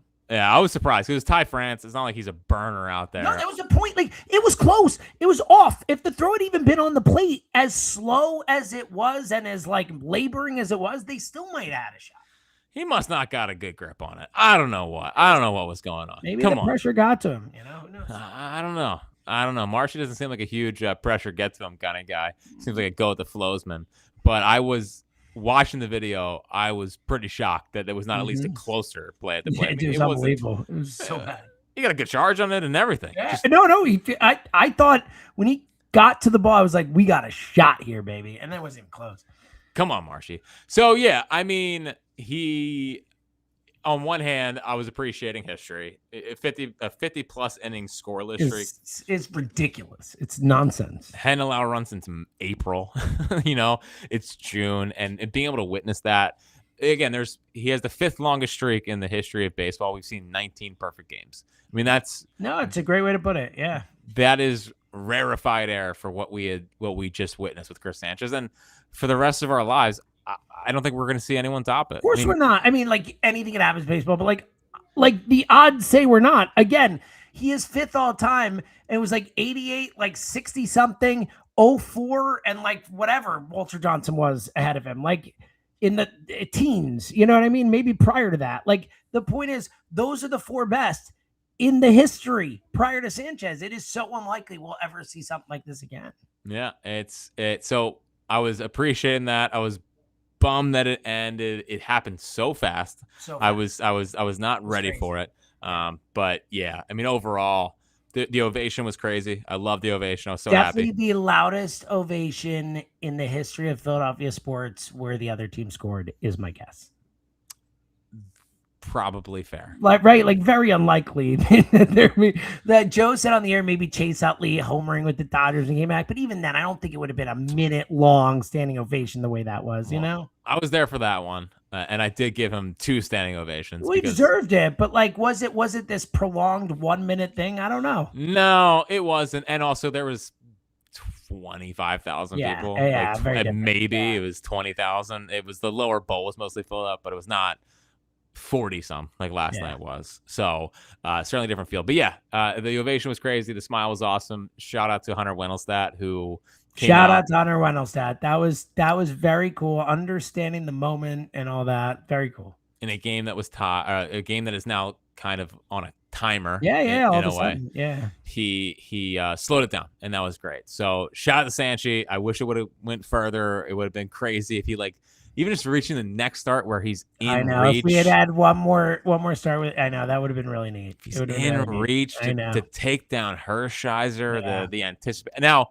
a part of me was happy that it happened at home. Like if it went on the road, obviously I think the baseball fans are smart to where they would give him a standing ovation on the road as well.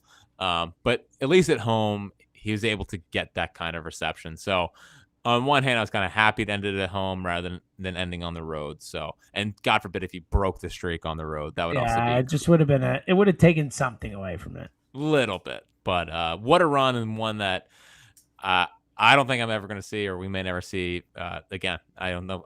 No Philly may ever top what Chris Sanchez just did. Yeah, I think they probably won't in our lifetime, but it's obviously positive. That's the beauty of baseball, is that a Philly could do it next year. Because baseball's weird and cool, but unlikely. All right, let's get to another pitcher because you mentioned him at the top, and I do think that the Sanchez thing is obviously the biggest thing. But I think if you're looking at the last week and a half of Phillies baseball and looking at something, I think the 2 things that you're like, is this something? Are obviously Adolis, which we'll get to, and Aaron Nola, like back-to-back good starts now. Both against the Padres, 6 innings and 5 innings. It wasn't like, he was, awesome, but he did eye test wise look better. He looked more convicted in his pitches. He was getting some swing and miss. What'd you make of Nola? Obviously we talked about the last start, but coming back out against the Padres and pitching well or wellish. Yeah, I mean, I thought Nola was great. I thought the zip was back on his stuff, which was really, really important. And he is really honing in on that plan of peppering the outside corner with fastball or with the sinker and with the knuckle curve, and just spamming hitters with the knuckle curve over and over and over again. And he's pitching backwards really, really well, but those two pitches tunneling off each other and not knowing which is gonna dart which way but look the same out of hand, it's a pretty good setup he has. I think the biggest qualifier here is that he's facing the Padres, who have just a horrible offense, so you can't get too and ahead no of left-handed hitting to speak of. Yeah, I mean Merrill, but none that are good right now. And the one that did was Sheets, who took him yard. Now that was a good pitch. I don't think that was any super cause for concern. But yeah, I mean, command's been really good. That's 3 straight starts without a walk. And I just think he's pitching east to west much better, where he is staying out of the middle of the zone. I thought early his command wasn't great. He was in the middle of the zone. Padres were just kind of missing it. But he's pitching east to west. He is having those pitches tunnel off of each other. He is keeping things out of the heart of the zone. He is when he's going high, he's missing out of the zone or hitting the top of it. So I thought it was a really impressive start. I know the Padres aren't great. I know it was only 5 innings. I'm perfectly fine if he is a 5 inning. Me too. That was going to be the thing I said. If he's 5 innings, 2 runs, I would sign up for that every single Aaron Nola. Don't care. And I think Mattingly deserves credit for having a guy warmed up even to start that inning. I agree with you, which we and I think Topper probably got a raw deal in a lot of ways.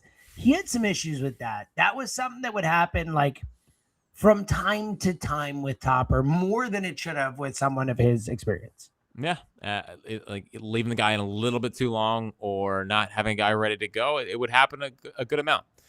So of course, it's funny. The two egregious things that could have been the end of both recent Phillies managers' tenure is Girardi not going to Knebel after the Harper home run, and Thompson leaving Painter out there for the 6th in Atlanta, and not having a lefty up to face Michael Harris coming off the bench. But yeah, no, I thought Nola, he's mostly keeping the ball down the zone. When he's going up, he's going out of the zone. I don't want to get too ahead of myself because it's the Padres, but at the same time, command seems better. His fastball was at the 95 a couple times, which was good to see. And at least there might be a new plan here that he is adjusting to on the fly. He's ditched the 4-seamer. He threw 13% 4-seamers his last time out. So encouraging, but I want to see it against the White Sox will be a good test this weekend. I am really proud of you. We mentioned it and alluded to it, but we're 24 minutes into this podcast, and you have not gone off about Adolis Garcia, sir. The floor is yours. Oh yes, I am now the number one. You have somehow, it's somehow it's like how Elliott just kind of by happenstance became the Kevin Patullo defender, even though at no point was he really super in on Patullo, but he liked him enough, and no one else liked him at all. You have somehow especially because the funny thing is when they signed Garcia, I think I was more excited about it than you were. But you're the guy. Welcome. I mean, I like Adolis. It's more I want him to be really good than I think. So bad. Than I think he is. So all I'm saying is that there's signs of life here. I mean, the home run today was good. He smoked another ball late. Just happened to be right at a guy. Every game he smoked the ball. And that's at least what he was doing early in the season, where he wasn't getting all these hits, but he was at least hitting the ball hard. And the streak that he was going through, the 3 for 57 streak, it was no hard contact. So at least if he's getting back to hitting the ball hard, then maybe he can kind of work his way out of this thing. So, again, the bar is just so low that he has to clear to be a valuable player for this team. He's a great fielder. It really is. He doesn't have to give that much offensively to be above average for the team. And I don't want to go spend the prospect capital to get another bat in here. I mean, they probably are going to have to. He can change their minds in the next month and a half. I think he's going to have to really get on a run here to change their minds. But I like the dude. I think he can provide some pop. Hopefully today is the start of, maybe as the weather warms up a little bit. We know he wasn't a cold guy. He will. Yeah, he certainly let us know by his attire. He'll find it a little bit, but I think there's a better player in there than we have seen. And he's working. Well, we know there is. Like, he hasn't shown it the last couple of years, but he has done it at the major league level where he has shown that he can hit for power, if nothing else, at the major league level. Like, he's shown it. He might never be able to do it again, but he has done it. And he came in on the off day and worked in the cage. Oh, you love that. So, and I think Stocker said this, that they're trying to shorten his swing path a little bit. They have to. He was late on fastballs, like it was his job in a way. He was so far behind fastballs, and then trying to cheat to get to him and being super out in front on breaking balls is a bad combination for him. So maybe he's working on something. I certainly would say I'm more in the hope camp than the believe camp, but at least the last 3 games since the off day, he is hitting the ball hard, sometimes right at people. But maybe that home run today is a little bit of, all right, I got my like swagger back in a way. Confidence matters, dude. We talk about that. It's all sports, but I think in hitting, maybe as much as anything, because you have to go through so much failure. You have to believe in yourself, believe in your ability. And we always how many times do people talk about when they're going through a slump or when they're hot? Like the opposite. It's like, I can't see anything up there versus it looks like a beach ball up there. It's so much of that is going up and thinking you're going to hit it. And, when you're mired in the slump that he was in, especially when you're coming to a new place where, you've been batting cleanup at times, you're batting high in the order, like there's clear an expectation, a need of a right-handed hitter, it's a lot of pressure. So another Mattingly shout out. I mean, he's been really good. I mean, obviously the Schwarber thing at the top, but, dropping Adolis to 8 and not he was so bad. It's not like a bold move, but I do appreciate that Mattingly's it's seemingly more willing than Topper to kind of shake things up continuously when things aren't going well. And I think for the most part, those type of moves, the Bohm days off, the Garcia thing, it feels like when he's making these kind of shakeups that they've, for the most part, worked, at least in the short term at times.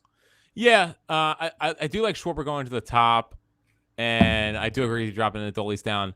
The one thing they're going to have to figure out with Schwarber at the top is, how long can they keep rolling Trey out there in the 2 spot? There's been 2 straight games that didn't matter today, but there's 2 straight games where they intentionally walk Schwarber to get to Trey. Yeah, and it's tough. And have the big moment, find Trey again. Also, pretty rude by Craig Stammen to do that. That's his former teammate. But yeah, you would think, right? Come on. But regardless, so yeah, but that thing is going to be whether it's, God forbid, if Harp would hit too.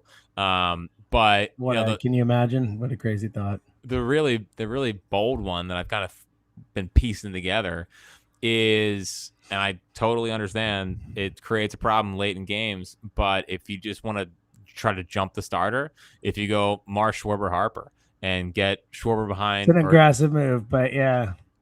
Well, against a righty, struggles against left dudes, there's thought to it. You would have to go score a bunch of runs against the righty. Yeah, big time. Because obviously it creates a problem, but at the same time, you're getting them the most at bats in the game possible, which is what you want. And if it really becomes dire, I do trust Edmundo a lot in the 7th inning on against a lefty. I agree. No, you're not wrong. To come on and get a hit if you really needed to. Obviously, in that scenario, I'd want Crawford not batting 9th. I'd want him batting 8th or 7th, just to at least not have 4 straight lefties. But I understand the matchup problems it creates late, but if they really just want to, hey, screw it, let's just get our best players going and bat Trey 4, maybe that's something. But yeah, that's, especially if no one else starts hitting. I mean, if we keep saying week after week, it's like these 3 guys are the only guys who are hitting with any sort of consistency. It's like at a certain point, it's like, all right, well, they're the guys. They're the guys. Yeah. They're the guys. And Marsh just ripping the baseball again, which is good to see. Yeah, the 4 for 4 the other night. He's hitting the ball hard. He's ripping line drives. He's a good hitter right now. If you could only extend one, him or Duran. Wow. What a question, man. Both have a year and a half left. I mean, it's probably Marsh, right? I don't know, Jim. Considering I don't know either, but they have no hitters in this organization right now. It's like a bat is like a freaking precious thing. I know. Well, the reality is they can probably extend both if they want to. Yeah, they don't well, have money to. off the books and all that, but yeah. Yeah. But I mean, Marsh is certainly The point is to bring it up. We've talked about the Duran extension, the possibility of all that. Like, no one has brought up at all the possibility of a March extension. Well, and he's playing his way into it. He might be a National League All-Star. He probably will be. I mean, he's leading the league or he's second or whatever he is. He's up there. So. And I think this is the latest into a season a Phillies outfielder has had an average this high since Abreu in '99. Yeah, I think they splashed that, which is pretty amazing. I mean, look, right now, I think Harper, Schwarber, Marsh, Wheeler, Sanchez, Duran all have all-star cases. I think Sanchez is lock city, and I'm sure Schwarber and Harper will get in. But like they got the chance. They won't have six probably, but like they have six guys who are all-star worthy, and that's something like 3 weeks ago, a month ago, we've been like, nope, no chance. So. Yeah, it picked it up. All right. Quickly before we get to the take back, shout out to Johnny B's. Today's show is sponsored by Miller Lite and Johnny B's in Drexel Hill. Check out Johnny B's for every Phillies game and enjoy $5 shandy drafts and their signature steel cheesesteak. Miller Lite's Froze Win. Celebrate responsibly. Fritzy, let's bag it up. All right. Well, right now, Gage Wood is on the mound and Kate Obermuller is on the mound. Oh my goodness! What a moment for you. So it's a bad night to be MILB.com. That's true. Yeah, that's right. You're gonna bring it. Bad night. No, I think Gage already allowed a home run in the first, but that's all right. That's all right. Baby steps. Baby steps. Wheeler was good today. I know he walked 3, which was a little surprising. It's always tough being here. Yeah, we couldn't tell if he was getting squeezed or anything. Couldn't tell at all. Did carry no-hitter into the 6th. It was disappointing seeing that broken up. I was way more locked in on the no-hitter than you were. Big time. It was also my show there with a bunch of listeners that I was trying to talk to. But yes, because none of the listeners know who I was. I was talking to Jordan Princeton for at least a half hour. You're very personable, Jack. Yes, you know me. Yeah, you can turn it on when you need to. Yes, you just might not like walk up to as many listeners as I do. You kind of wait for them to walk to you. Correct. Yeah, that's the difference. And a lot of them were lucky it wasn't a playoff game. I know, or the Phillies were down or whatever. Yeah, it wouldn't have been. Yeah, playoff game they would just gotten stoned from back from you, like I'm talking to a wall. Yeah. Again, I believe I give off the vibe that I'm fun to watch Phillies games with. That is not the case. It is furthest from the case. Yes, not even close. It's fun to watch Jack watch a Phillies game. But sometimes. But it can also get concerning as well. But I tell you what, the highs are pretty high because you know what happens with the highs? I start tackling people. You do. I played 1 year of football. It didn't go well. I lied to the coaches. Have I already told you this story? My football story? No, so I first off I couldn't figure out which way to turn as the quarterback, so they would never put me in. I didn't know if nice. left or right. Good work. Yeah. But obviously, I was the best quarterback on the team. I had a hose. Obviously, cannon. And Jeff George back there. I did hit 1 6 spin move in practice, and the coaches kind of looked at themselves like, "Do we have a running back here?" And they saw me run. No. They're like, "We don't, definitely." But my favorite football story from my 1 year of playing LAFA is obviously I hated playing football because I wasn't a contact guy. And so true. And I made up that I had a rib injury to miss a game. And then like a half hour before the game, I said to my mom, I was like, I feel bad. I should probably go. I'm all right. So I show up to the game, and like before the game, my coach goes, "You see Jack? He's laying he's laying on the line being out here, battling through his injury. Yeah, that's great. I need you guys to all be like Jack. Be like Jack. Always be like model Jack. Football player, model worker. Yeah, I wore 17 for Phillip Rivers. I was a big Phillip Rivers kid. That's weird. At NC State, I love the visor. I love the visor. The pushing the ball was always weird for me. It took me a while to get there with him. An atrocious throwing motion. Yes. Dude, it's like 1 out of every 5 Keller outings going to be excruciating. Dude, it's more like 2 out of 5, man. Are you kidding me? He is tough. Well, it's just, what are you going so fast for to throw balls? How about you just slow down for a second? He's so rushed. And like, here's what drives me crazy about Keller. He was a milquetoast starter who had to have gotten to the big leagues by guts and guile of like 93, you know, had to have had 6 pitches, had to have had command. He did pitch in the big leagues as a starter for at least for the Royals. Yeah, for a few years. Like I owned him in fantasy. I had spot starts with Brad Keller on my team for sure. He was a streaming. He was decent. Yeah, you could stream him every once in a while. He's a streaming option. You could stream him. Yeah, totally. So that being the baseline of being an MLB starter, why could he not command the baseball? It's crazy to me. It's 97, the pointless changeup, the sweeper that sometimes sweeps and sometimes does, and the slide. He drives me nuts. I keep comparing him to Mike Adams because he feels like Mike Adams. Sure. And Mike Adams somehow, when I looked up the other day, had like a 3 ERA. That ton of saves too with Seattle, didn't he, Mike Adams? Well, it was Padres. Mike the Adams Padres, came over from the Padres, and he was this. I was thinking of David Ardsma. I was getting those two confused. Yeah. Well, he's with Texas right before, but that run he had with the Padres. So Mike Adams from 09 with the Padres had a .73 ERA. 10 he had a 1.76. 11 he had a 1.113, and then a 2.10 with Texas, and then he came here. He had a near 4 ERA. So he just reminds me of Mike Adams. I don't blame you. It's a good comp. He should be so much better. And I don't know, man. He drives me up a wall. He does not look like a killer on the mound. He looks like he can't wait to give up the lead. And I don't know. I'm not enjoying. Brad Keller should be much better. He should be much better, but he's certainly not. How about Casty? Unbelievable, dude. I alluded to it early on. It is so funny. It first and foremost, you rarely see a team DFA a veteran on the road, period, in any situation, anywhere. Like, it's just a rare thing, especially someone who's like a real deal veteran. And for them to do it in Philly, knowing where he came from, what he came out of, like, I just can't imagine that he didn't piss them off in some way. Like, I can't imagine that he didn't do something where they were like, you know what? We're good, Nick.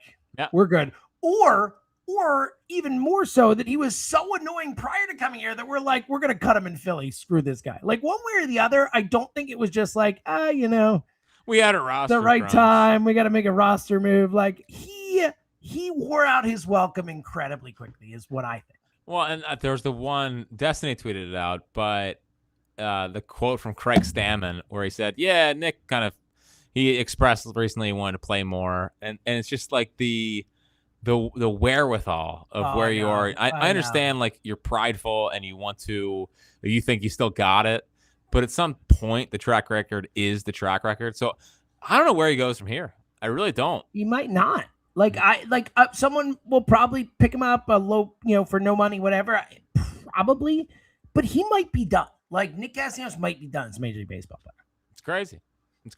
And a precipitous decline. After just talking about how great the communication was with the Padres and how Stammen. Oh, I know. It's so funny. And what stood out was how straight.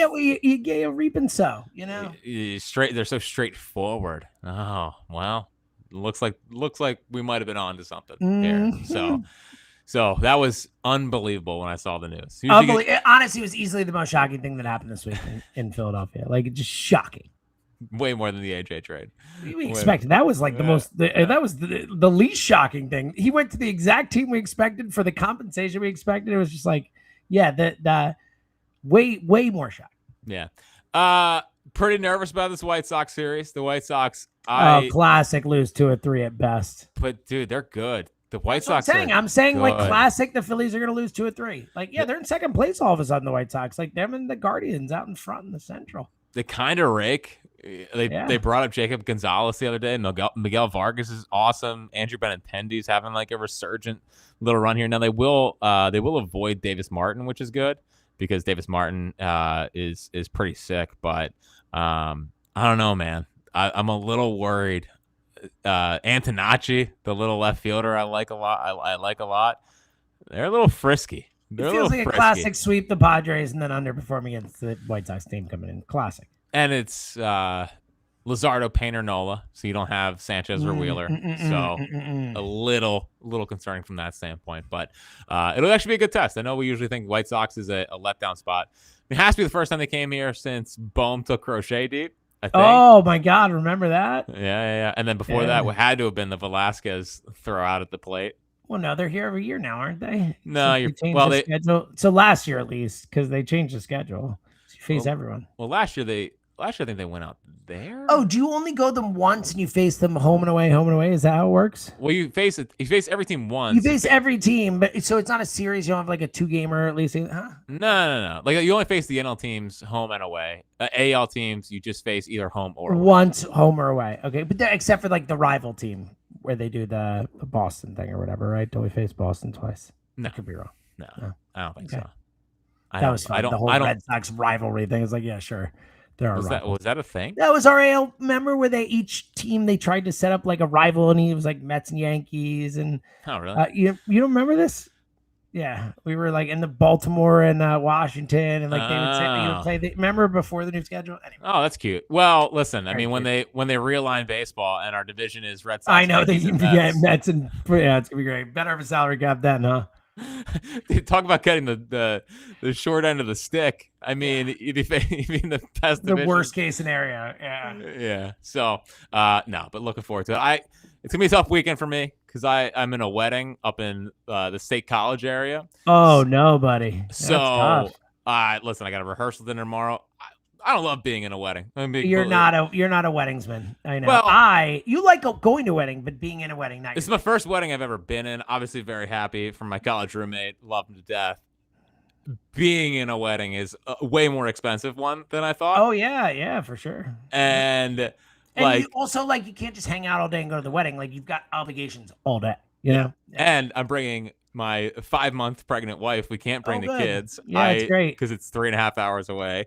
I have to be there at 11. I don't know what she's gonna do until the wedding starts. Well, that's the other thing. It's like exactly. She has to just figure it out. Totally. Yeah. So we'll see what my viewing is like this weekend, but we'll be all right. I'm just sick enough to figure it out. You'll figure it out. To either be up late or be up super early. Your phone, doing something. Well, the good part is, and I don't know how one of the most psychotic things about you, which I will never understand, is you get up at 4 a.m. every day, or even earlier, maybe 3:30 every day. 3:30, yeah. And for some reason, it used to be 3. Now I'm 3:30, and I'm very excited about it. Slacking a little bit. Yeah, very much so. Yes. But I just don't get how your body doesn't naturally wake you up at 5:30 in the morning. I know.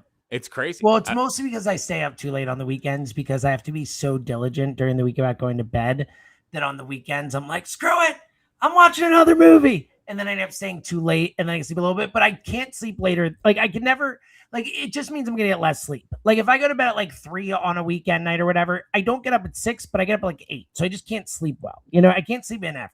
Yeah. I'm still up usually 5:30 now. You're always up with me, buddy. Listen, morning, you're like, hello. We're grinding. But looking forward to the weekend. It'll be a fun weekend. Dude, we are a month away from the draft. How about it? Most important thing is actually not that. It's June 10th, and then these other dates I'm about to tell you about. But June 10th, coming out with is a Blue Jays in Warrington. We'll tweet it out. We'll have a pod after the weekend on Monday, so we'll have one more time to talk about it. But Blue Jays, Warrington for the game, hanging out. Then these other dates, put them down. June 20th, we're going to Reading. We're doing the Red and Phil's night on June 20th, so a couple weeks away. Jack, I'm sure we'll have a link that we can put out for that. I'm assuming of some sort of thing. I tweeted out the link, so there we go. And I will too. It's pinned in my profile, so if you want to find it there, so June 20th, that'll be a good time at the ballpark. Yeah, Reading's the best. We'll try to figure out if we can push them to get Gage to start that night. Buddy. Brian Rincon is off the IL, so he is back and healthy. Nori had a 3-hit game, so maybe he's heating up a little bit. A lot of those guys will still be there. So June 20th, hopefully it won't be cold and raining like last time. No, like last time. Yeah, we had a lot of fun even still. Totally. And maybe we'll throw out the first pitch again, and we'll see how yours goes. I will not blow it this time, man. If they don't give me a kid to throw it to, and don't have Jack almost kill the kid right before me, and that totally threw me off. Well, I should have been ready. I was throwing a two-seamer. You brought it. Two-seamer with sink. Lock in, you kid. You did. Yeah, the kid was not ready for it. That's for sure. And then June 24th, Garage Philly Rittenhouse, the one we were supposed to have on for the Red Sox game. It's rescheduled for June 24th. So those are the 3 dates for June locked, and we'll tell you more moving forward. We have a lot more stuff coming. But June 10th in Warrington at Blue Jays, June 20th, Reading Phil's game, June 24th, the remake or, the make it up of Garage Rittenhouse Phillies. So we'll tweet Alex up and continue mentioning it, but coming out, we really miss you guys. It's been too long. All right. Fritzy, go home, please. A good day at the ballpark. Yeah, hey. Good day at the ballpark. A sweep. We got a lot of minor league baseball to watch tonight. I'm so excited for you, pal. Thank you. Going to bed. I'm going to bed right now, which is going to be awesome. Congratulations. It's going to be great. All right. We'll be back after the weekend. I mean, 2 or 3. I'll expect 1 or 3, but if they could take 2 or 3 from the White Sox, I'll feel pretty stoked about it. So, all right. We'll be back.